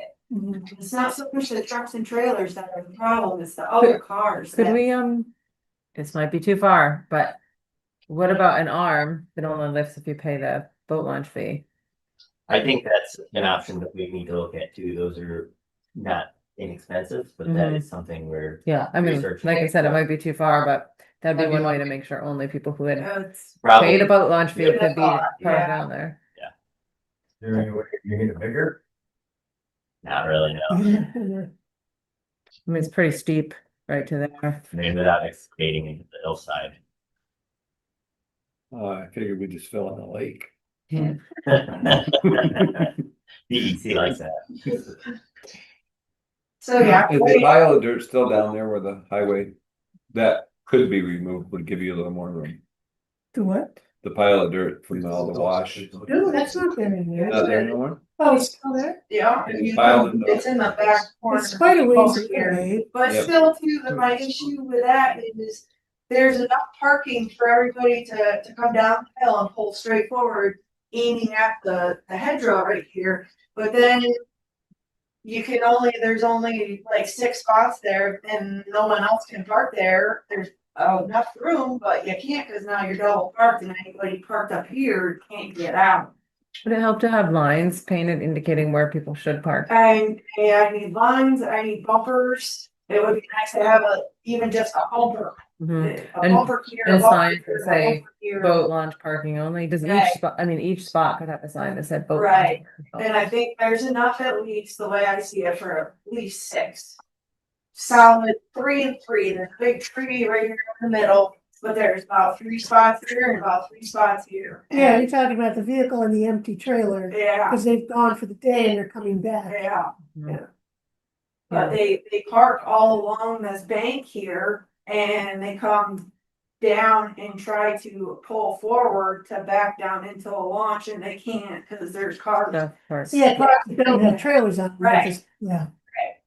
And that's a big problem because most of the time I do wander around every once in a while and I'll ask, hey, is this your car? Is this your car? And 99% of the time, I can't find the people that the car belongs to. And they hop on the boat and take off for the day and there the car sits, so. I'm not looking for an answer or anything tonight, I just wanna let you all know that it is an issue right now. Hmm. So, yeah, we're discussing. If we didn't have an arm, I wonder if we could mark 6 spots and have a QR code on the sign that says boat and trailer parking, and then assuming the QR code can tell you who's paid, anybody who is not paid to park there, to launch their boat could be towed. You know what I'm saying? The That- sign could that- say, That's the, essentially the model that we're working for. yeah, Is. but if you were able to check Doing that, who, doing that, of towing people where there's no Uber here, or like, I would not vote for that. yeah, I think we'd only have to do it a half dozen times and people pay attention to the signage. well, I mean, is it clearly marked? I haven't. Right now, it's not. Mhm. It's So it not seems at like the all. first thing is we should Yeah, put but- signs out that indicate what we want. Signage and are able to do a tow away zone. The signs. You mean so that there's an open area so that people Yeah. can launch their boats? Yeah, regular passenger cars and vehicles can't park down there. They're not supposed to be there. Mhm. Well, I don't think we can afford, I mean, I think we need to have signs that indicate what it is. Oh, I know, but I'm just saying. Well. Yeah, so it's been a problem for. Does the budget have money for signs Yeah, we can buy signs. and Yeah. cans of spray paint?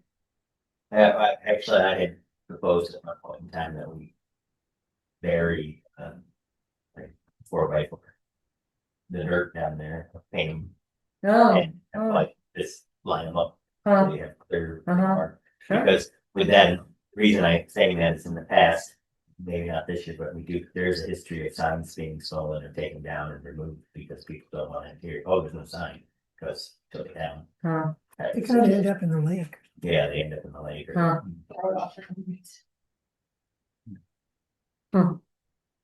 It's not. It's an ongoing problem. well, I think we start by being clear about what we want it to look like down there.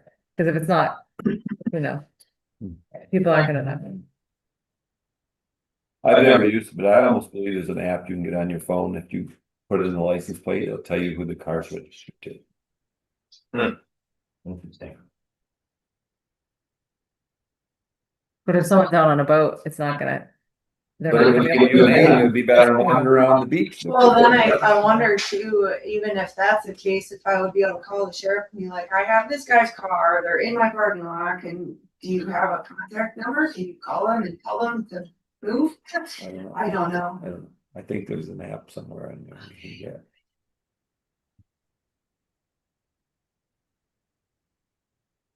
Okay, then the only other thing I have is, at least on my end, are the refunds.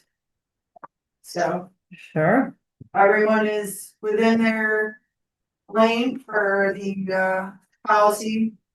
Oh, this is just what's collected. this is more than usual. I mean, I guess we've been busier than usual, cause. Yeah. Yeah, Mhm. I would make a motion, do you need me to read them, or I would just move the I'd make a motion to give the refunds? list as listed. Make the refunds, I mean, it can be put in the motion. In the motion. What do you need, What Meredith? do you, yeah. you gotta read them. I'll read them. Yeah. Margaret Arnold, $170. Stephen Blows, $265. Elaine Lazario, $255. Samantha Arbello, $20. Mark Browning, $82.50. Michael Yargier, $60. Colleen Line, $135. Lisa Scarinari, $30. Ryan Chitwood, $129.50. Chris Whalen, $400. Patrick Bowen, $190. And Tracy Gardner, $105.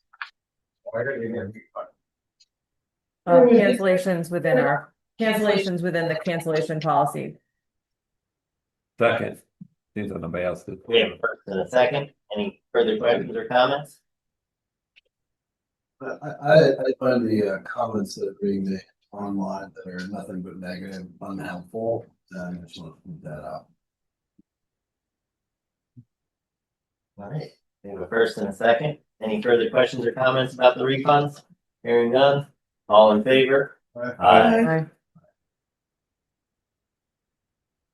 All right, now we're moving on to my part of the report. Oh. No, my part of the Smith part. You guys skipped that part. We all know we have a grant for the park office. As we accepted that grant in November of 2022. At that time or shortly afterwards, we should have established a budget for the project. We should have established that we were going to take part in the project. And lastly, which is related to, but not, didn't need to take place at that time. Unfortunately, the capital account, bank account that the town used to maintain or has maintained in the past had closed out due to inactivity. So we need to, first off, and I have a big fancy resolution related to it, establish a capital project for Smith Park. I would like to make a resolution. Whereas the town board of the town of Hector has determined that it's in the best interest of the town to undertake a complete rehabilitation of the Smith Memorial Park office. And whereas the total established estimated cost of said project is $777,000, which will be financed in the amount of $582,750 by a grant awarded by New York State Department of State, and the balance of $194,250 will from the town. And whereas it's I gotta stop right there. However, as part of that, we as the town board need to determine where we're going to pay for our share of the funding. We have two options. In the grant application itself, we said we would be paying for this project out of either fund balance or the building reserve fund. At this point in time, out of that out of that $194,250, we paid for approximately $50,000 of it out of the fund balance. But as part of this, we do need to establish where we're going to pay for the balance of it. How much money is currently in the building fund? The building fund is about $780,000, and fund balance is about $1 million. And the building fund is specific to Smith Park, No, or that's for every project That's in for that? every project. Mhm. Thoughts, comments? What was the original intent, Justin? The original intent in the application said either or. Either or. Or we can split down the middle. I guess I would like to see us, I've advocated for a while that we should get into funding our building funds and, planning to use them as we have some quite dated infrastructure in the town that needs some updating. So I guess I'd be fine with splitting it, or I'd be an advocate for just using the building fund and then making sure that we're, funding the building fund. That being said, anytime we withdraw money from the building fund, we would need to withdraw, or it would be all subject to permissive referendum, whereas if we use if we were to use fund balance, It's not subject. it's not subject to permissive Okay. from a convenience sake. Mhm. I had mixed feelings about this. To me, I kind of like to keep adding to the building fund each budget season with the focus on a highway garage. Mhm. And I could also see the thought of saving the building fund for the highway garage, which is That's like where- an infrastructure that really is in that's dire need of. that's where I'm at, continuing to build that. Mhm. I see both sides of the argument, but I kind of feel like we should. Mhm. Mhm. Yeah. I think Liz is correct on the highway part is a terrible shame. Somewhere. Should have had years ago, but Fortunately. But this is where we're at. It didn't, so here we are. Yeah. it's in tough shape. I hate to see those guys after a race or on the water runs right into. Mhm. Yeah. All right, well, I would make a motion to use the money from the general fund to meet our grant obligation. Well, if we do that from You already the. make a resolution. I'm sorry, This is- I'm making I need the, to- I our need to- discussion, I guess, is. Okay, Mhm. we all feel fund balance? As long as the fund balance is appropriate to fund it, and it's not gonna come back to haunt us, yes. Correct. Which at this point in time is approximately dollars, and you're gonna need it. 200,000 of it. Yeah. Well, actually, you already paid 50 of it, Yeah, so. about 145,000. So, Which page I started reading the resolution, I'm gonna reread the second line. Whereas the total established cost of said project is $777,000, which we financed in the amount of $582,750 by a grant awarded by New York State Department of State, and the balance of $194,250 from the A fund balance. And whereas it is necessary to establish a capital project fund to account for the revenues and expenditures related to this project in accordance with the requirements of New York State Office of the State Comptroller. Now therefore be resolved that the town board of the town of Hector hereby, one, establishes the Smith Park Capital Project Fund for the purpose of complete excuse me, can't get that word out. The complete rehab of the Smith Memorial Park office, authorizes the town supervisor to take all necessary steps to implement the project, including entering into contract subject to town board approval and where required by law, and directs the town supervisor to maintain proper accounting records for the project in accordance with applicable laws and regulations. States that this resolution shall take effect immediately. So that's for the first. That's establishing the capital project. We have a first and a second. Want to make sure that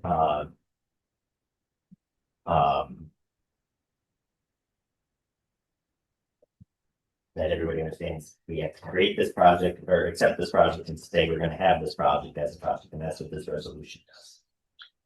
I have a concern about the history, like the bathroom went way over budget. And then it cost the town a lot more money because the grant's only the grant. Correct. I'd like not to see that happen. That we make it fit the grant and the money, and not cost extra for the taxpayers. So at this point in time, that's a valid concern, and I think it's a concern we all have on the park committee too, because the grant was awarded in 2018 before COVID and before the inflation took place. At no time do we have to complete this project. That's my other question. You know, we'll have expended the money, but if it goes out to bid and it's $900,000, at that point in time, we can go back to the architect and say this needs to be significantly changed. We don't have the appetite. You know, if it comes back and it's $778,000, we may choose to go ahead. Right. But every step of the way, the town board does have the right, privilege, responsibility to stop it, to limit it. You know, you and I are the only two, I think, on the board that were here when the bathroom was constructed. I was not on the board when the bathroom was lucky you. I missed that part. But in that particular case, we did have one round of sending it back to the architects and said dumb it down. And it was still significantly more money than we had planned out. This to date, the project plans do have this amount of money in mind. If it comes back where we don't spend all the money, it's still 75-25 match, right? Yes. The grant money just stays at the state. Yep. Or we find something else to do with it. We would have to get approval from Yes. them to. Justin, you said there wasn't any end date to that grant. There is, I think, it's either 2 more years or 3 more years. And they typically allow one extension. All right. And if we have a plan, it's usually, if you have a plan to use it. Yeah, I just, Okay. I'm used to grants that have a end date a lot closer to, or you lose money. Right. Basically. Right. We are watching this in conjunction with our contact at the Department of State. I just have, I don't see on here, like the septic work or septic design. Is it that part of this somewhere? That would be under well, first off, we have that. Let's finish this resolution, whether or not we want to start the capital project. Then we can discuss the budget. How about that? Okay. Yeah, So we have a first and a second. Are there any further questions about accepting the start of a capital project? No further questions. Here, none. All in favor? Aye. Oh, roll call, that's it. Aye. Sorry. Aye. aye. Aye. Aye.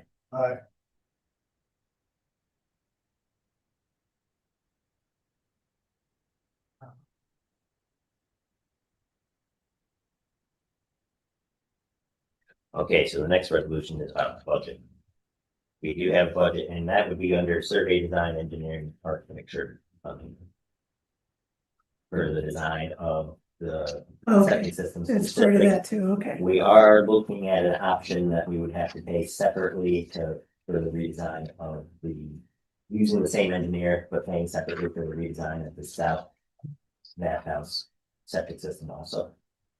Yeah, that would be that separate than Yes, this. it would be Anyway, separate, but we might still use the same It's- engineer. Yeah, That would be billed separately. right. But that is a part of the, Please turn that off. I mean. It is, I'm about to walk out of this meeting.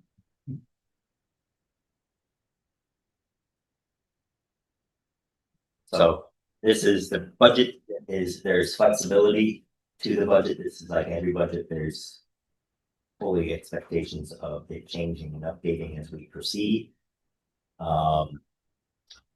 This is also based on a collaboration between both the original budget that was in the proposal for the grant, the architect we've been working with, and the consulting firm that we work with out of Albany, PER. So the numbers are based on their projections. But once again, it's a budget. We have all sorts of flexibility there.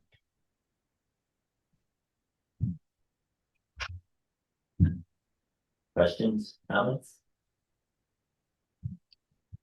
All right, and this is the next resolution. Whereas the town of Hector has pursuant to provisions of New York State General Municipal Law 99G adopted a proposed capital project described herein. And whereas the town board has reviewed the tentative budget for the capital project and determined the proposed capital project is consistent with capital program in the town's financial capacity. And whereas the town budget board, has approved the budget for the capital project as set forth in the tentative budget. And now therefore be resolved by the town board of the town of Hector follows. Approval of budget, the town board hereby approves the budget for the capital project titled Smith Memorial Park Office Rehabilitation as set forth in the tentative capital project budget authorization. The town clerk is authorized to issue the necessary notices, contracts, and other documents required to implement the approved budget for the capital project. The capital programs compliance, this resolution is adopted in accordance with New York State General Municipal Law 99G, and the project shall be carried out in compliance with all applicable state and local laws, regulations, and the terms of the capital program. I'll second that too. We have a first and a second. Questions or comments? Hearing none, all in favor? Aye. Okay. Now, as part of this, yeah, we can do the roll call, sorry. All right, I, Aye. Aye. Lastly, as part of this, the town has historically maintained a capital projects bank account. Unfortunately, after the last capital project, which I believe was down in the park, every penny of the money was removed and the bank account was closed due to inactivity. So we had to reopen a separate, we have to by law maintain a separate bank account to do this capital project. So this resolution is specifically about opening a new bank account. So this resolution is pretty dry. Well, whereas town of Hector, New York is a municipal corporation duly organized and existing under the laws of the state of New York. And whereas it is necessary and in the public interest to establish a bank account for the purpose of conducting the town's financial transactions, now therefore be resolved by the town board of the town of Hector, New York as follows. Authorization to open an account, that a bank account be opened in the name of the town of Hector with Shimoda Canal Trust Company located at 318 North Franklin Street, Watkins Glen, for the purpose of conducting the town's banking operations. Authorized signatories, that the following persons are hereby authorized to sign, execute, and submit all necessary documents, forms, and declarations required to open and operate said bank account on behalf of the town. That would be myself as supervisor, Michael Bergen as deputy supervisor, and then net banking authority, that Justin Boyette, supervisor, be and is hereby authorized to apply for and operate net banking / internet banking services for the said bank account and to complete all formalities required by the bank in this regard.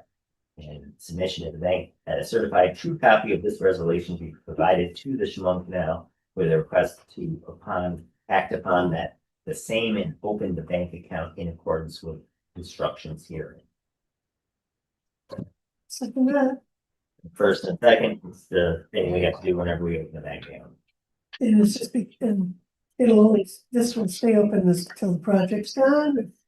Right now, after speaking with the bank, if we leave $1 in there, our project bank account will sit open kind of indefinitely. And is it project specific or is it every time we have a project, that's the bank account we'll use? Like if we do a highway garage, If we open were a to new do a highway garage, let's say we build this year, start next year, it's done, we're not using it, we could use the same account. If we had the highway garage going on and this project and something else, each one would have its own. So you can keep them separate. We can keep them separate, but like if I said, like if we finish the if they're not overlapping, and it's not we could use overlapping, the same use one. the same. Okay. Valid question. If there's no further questions, all in favor? Aye. Roll call, sorry. Aye. Aye. Thank you. All right, now. Two more resolutions and we're done with the parking. I apologize. This should have been done quite a while ago. Resolve the town board authorizes an interfund transfer of $25,701 from general fund A to the H1 capital project fund and a further approve a budget amendment debiting $25,701 from A599 fund balance and crediting $25,701 to A1990 50.92 transfers to capital fund projects. This is the resolution that gets the original, the funding out of the reserve for fund balance to this bank account. We're going to be physically making the money bank account. We have already approved payment out of this. This is what got this rolling. Is last meeting we approved $23,000 for the architect. And we hadn't paid him yet because we weren't set up properly. And the $1 that's added onto this is the $1 we're planning to do. I second the motion. We have first and second. All in favor, this does not need to be roll call. Aye. Lastly, in 2000, when this was first approved, 17. and then last year, also we did spend some money for this project. And this resolution is, we already have it budgeted in here, as you can see on the back, the revenues. We've already spent $25,925. I'm just asking for a resolution. The town board resolves update records to recognize that the $25,925 expended in previous years for H1 H17110.21 is part of Smith Memorial Park's office rehabilitation project. So basically, I want to make sure it's on the record that the money that we spent in previous years is applied to this project. Officially, we've been doing it in-house, but so that's my resolution. The second one. We have a first and second. Any further questions or comments? Hearing none, all in favor? I Thank you for proceeding with all that housekeeping, guys. don't know what we did. Mac Park. Thanks, Mallory. Yes, thank you guys, appreciate it. They're busy. We're working on bridges. I just spent my entire Sunday, building the, footer boxes that we're gonna pour cement in when, we can get a date when it's not gonna rain. So everything is set up on the trails right now, just caution people. We did put caution tape around some of the bigger spots, but, that's what we're doing there.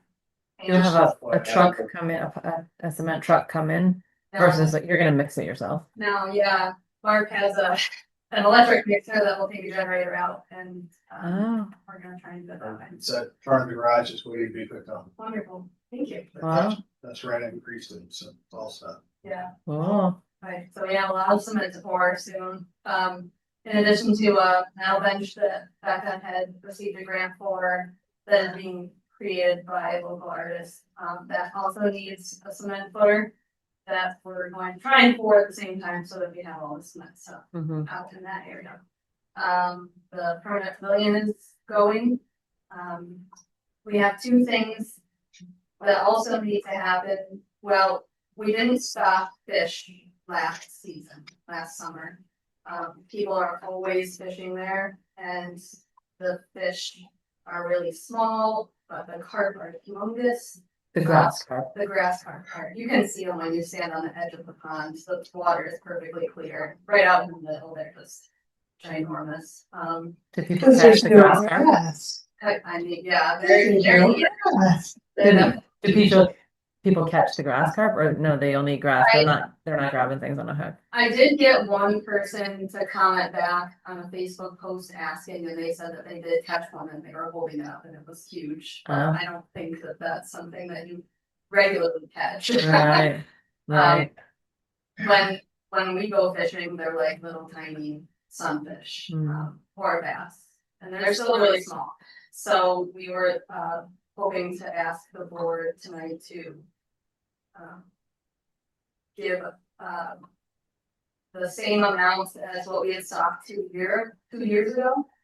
Mina has reached out to Fish and Farms, and they have suggested Black bass. bass, minnows, yellow perch, and black crappie with a question mark. I guess the black crappie can decimate the bass population and overpopulate.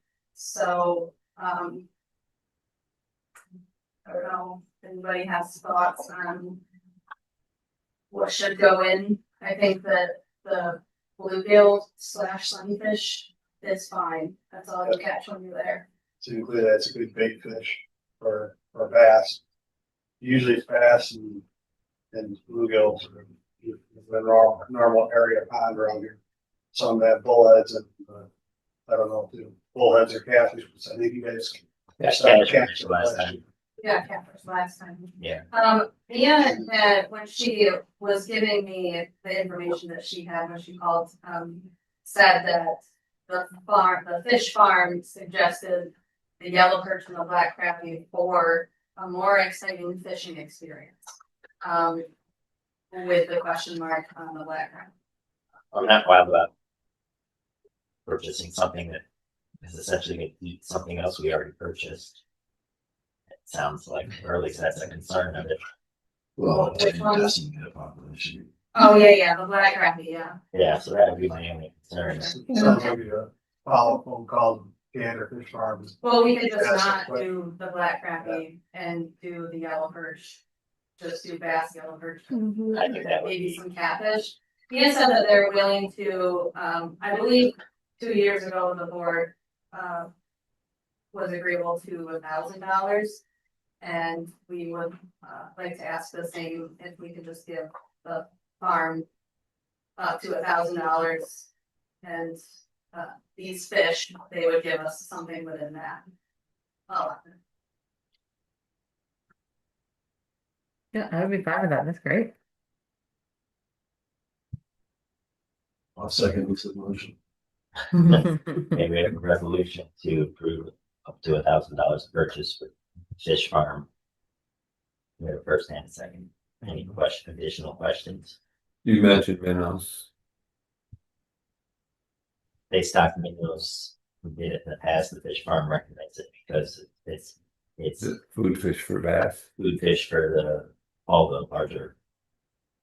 Theoretically, they will also, the minnows will also breed and reproduce and continue to. The only real negative I see of that is you got grass carp and they're eating grass and there's not gonna be a habitat for those minnows. They're going, that's very long. You dump them in, they'll probably be, as soon as you water, it's the pond. Hmm. Because unless you have some type of a safe zone for them, they're gonna be gone no time. The last time we did that, me and his crew built a couple of habitats to help us. Push pallets out into the water. I don't know how helpful it was. They're really, I'm truly being honest, when you stand on the edge of the pond, you can see clear through the water. You can see the fish swimming around, so it's very clear and there's no, there's probably not many hiding spots. Might be time to pull out of the grass carp out. I don't know if that's possible or recommended or not. If it's that clear, there's not gonna be much of anything. Sort of seems like they'll die, right, though, if they run out of food. I mean, take care of itself is a Well, problem. that's why we put them in there for the fire department. Yeah, the fire department So- need to draw water, and the fire department doesn't. Now we need to catch them and take them to the other fire department. The grass carp don't eat minerals. Right. No, They have to vegetarian. But the Yeah, bass, but they'll eat the habitat. The Yeah. bass might hide. minnows can't hide in the grass because they ate the grass.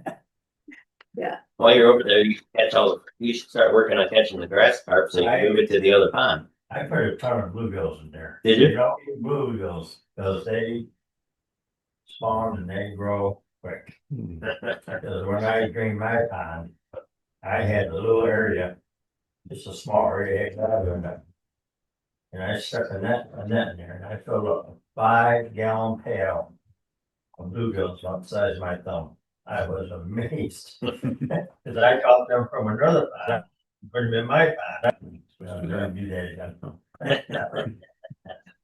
All right, we have a first and a second. All in favor? I, All right. $1,000. How much does a pond have their own account? They do, but not for items like that. They have two small accounts, a contractual line and a line that pay for the mowing. They don't have, and they have a small reserve line for repairs. But So where does the money come from then? I'm gonna take that out of our contingency account. So how much is in the pond? There's money. I have to go look at the budget. I wanna say it's not, What's the budget that they've been spending?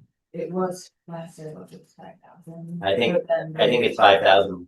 That's wonder. That's what's left in that account. Yeah. But like I said, that's primarily set up for the cost of the mowing, the equipment related to mowing, and then like repairs to the equipment tied to the mowing and maintenance of park to the Mac Park. So this is on top of that. This is a supplement. And I think the tool tried to raise some money, what or something. Well, that's the friends of, most of the buildings and all of that has been financed by the friends of the park, not the town. Yeah, that's what I meant. Sorry. That's it, where I think it was some fundraising you guys had done. I can't pull the number off the top of my head, but to the thought it was 4,000 something. But Like I said, Steve, like, I mean, there is efforts to try to, make it self-sustaining, hopefully down the road. That, the park and anything it needs. That's right. Just kind of what they're about, so the taxpayers are gonna work this pond. Or this park. well, it's No, public just- park anyway. Support the fish. Yeah, for fish, for fishing, anybody And can mowing. fish. Today, excuse me, today, the fish is about the only example. Most of the taxpayers support is we've taken down the number of dangerous trees Right. and provided gravel for the parking lot. We provided gravel because if we buy the gravel, we are buying it at state bid versus market rate. Those are good, fair questions. Good question. The next thing on my list is we need to do mulch and playground. Which I meant to bring up with Scott, and I can bring up with him Thursday. They're financing the mulch, however, what they looked at it, it's gonna require significant trucking from Lima. And we discovered that the mulch, it has to be this special playground mulch, as we all remember. It is available in Trumansburg. Yeah, we called quite a few different places, but PNS and Trumansburg was $40 per cubic yard. And we That was the best price. Locally, Uh-huh. the place that we purchased the play structure from is $33, but that's the way. Yeah, you gotta truck it 100 miles or whatever. So I'm hoping that we could work with the highway department and have the truck come over to Shermansburg to the park. And it saves. That's a lot of the type of funding or effort that we investing as the town is trying to facilitate what they're doing on the big projects. And in this case, we, it was $1,000 a load plus the $33 a ton from FEMA or. Oh yeah, it was like $1,500 just in trucking. It's in what? Just in all of it from there to here. From where? Meanwhile, I don't know. What? Why not? So Up by they- Avon. Special mulch. the special mulch we found they have it available in Trumansburg, and I'm gonna coordinate with the highway department so they can bring a couple of those here and provide the mulch. They're gonna pay for the mulch, we're just gonna provide the trucking. So we'll get that done. And I've been in touch with Karen and we're coordinating when the highway says they can do it so that everything's on file with the closing.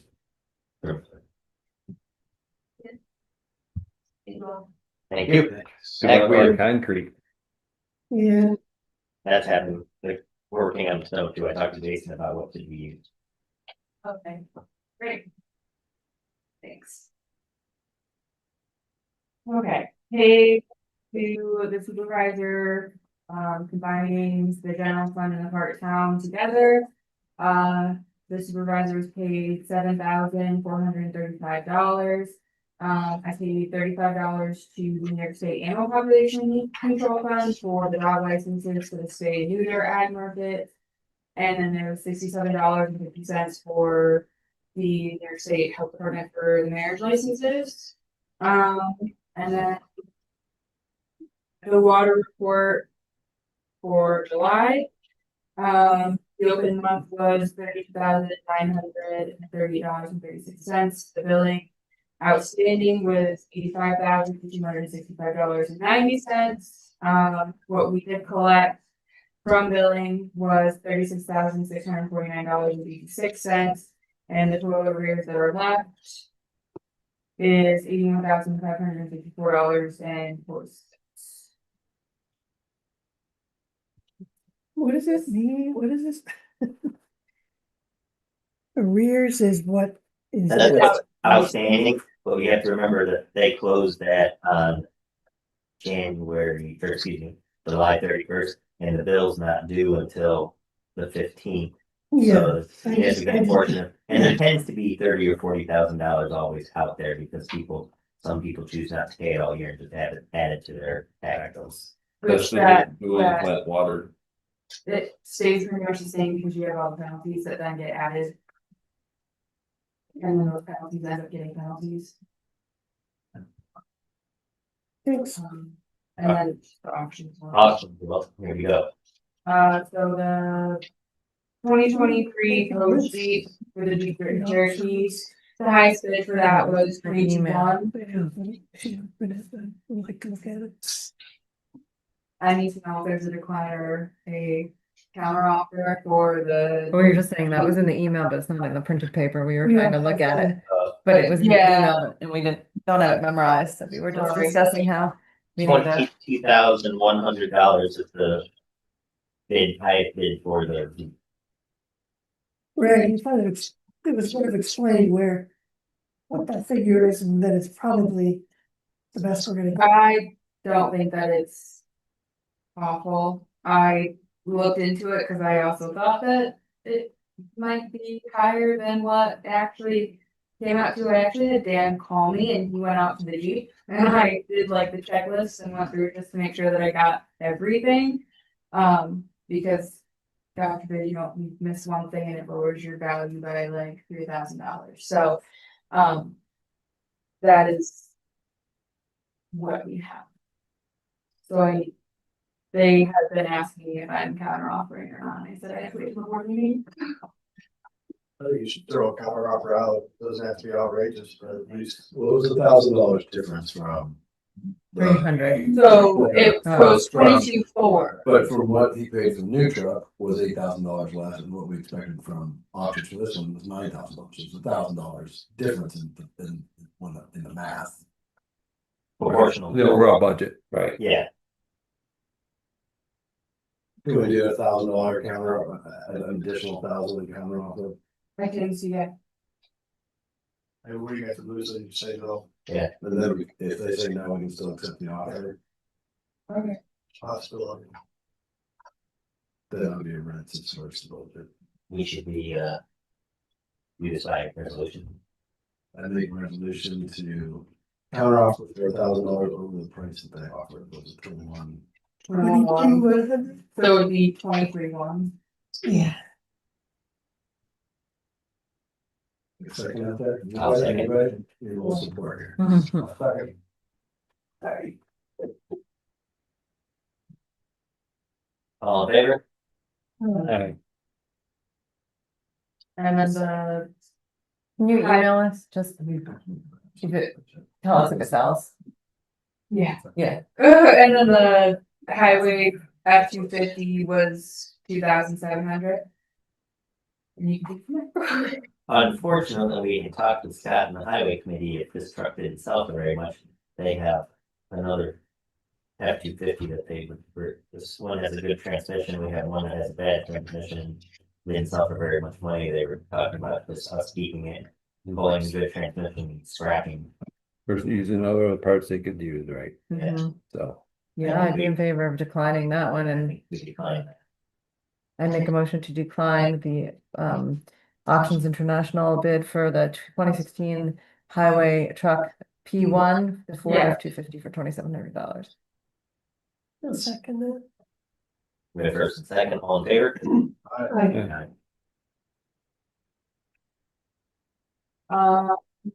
And then the bid amount for the water truck, I think is what it was originally used for, is an activity, international. That, highest bid amount for that is 3,950. Sorry, I'm not familiar with the vehicle. Was This that, is it's a 98, it's international, it used to be one of our snow plows, it It's is, a 10-wheel truck. it's a 10-wheel truck, we can't get it inspected anymore because the frame is, we're so rotted.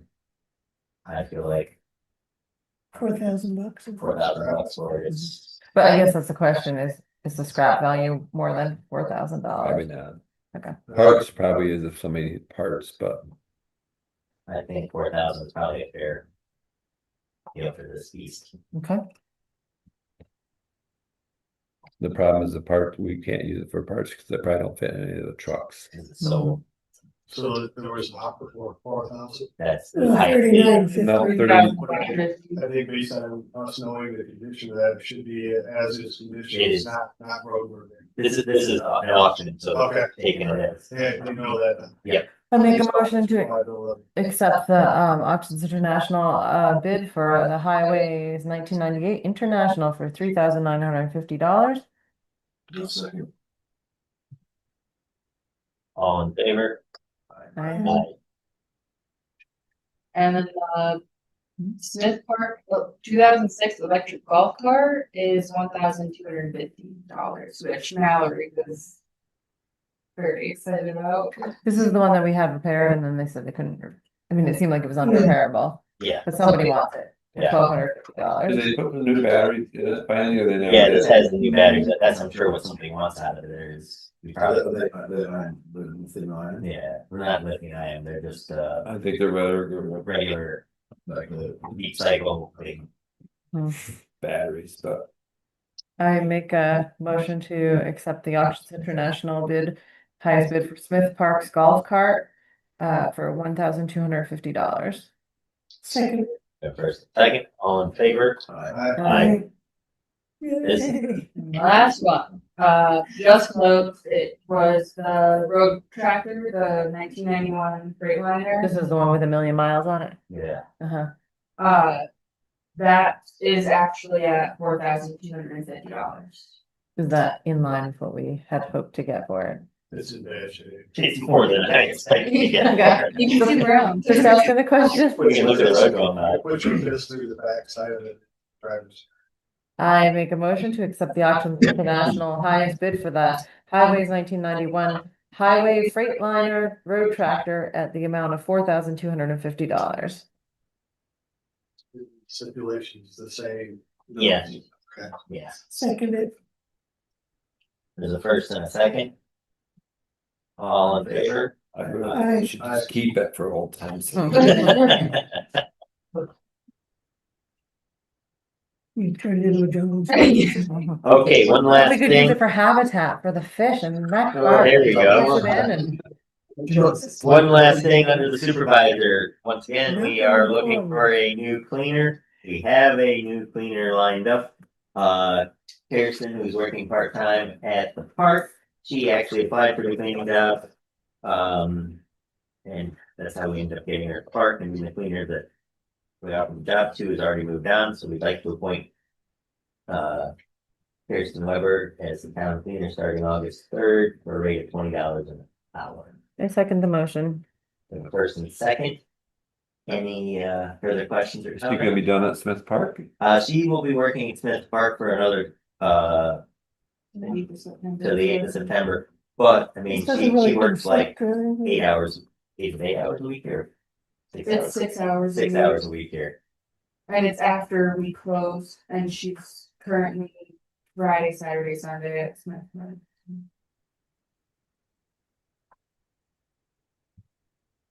Okay, we have a first and a second. All in favor? I Aye. make a motion, we adjourn. All right, thank you all. Thank you all for attending. Thank you. We're going to Zoom.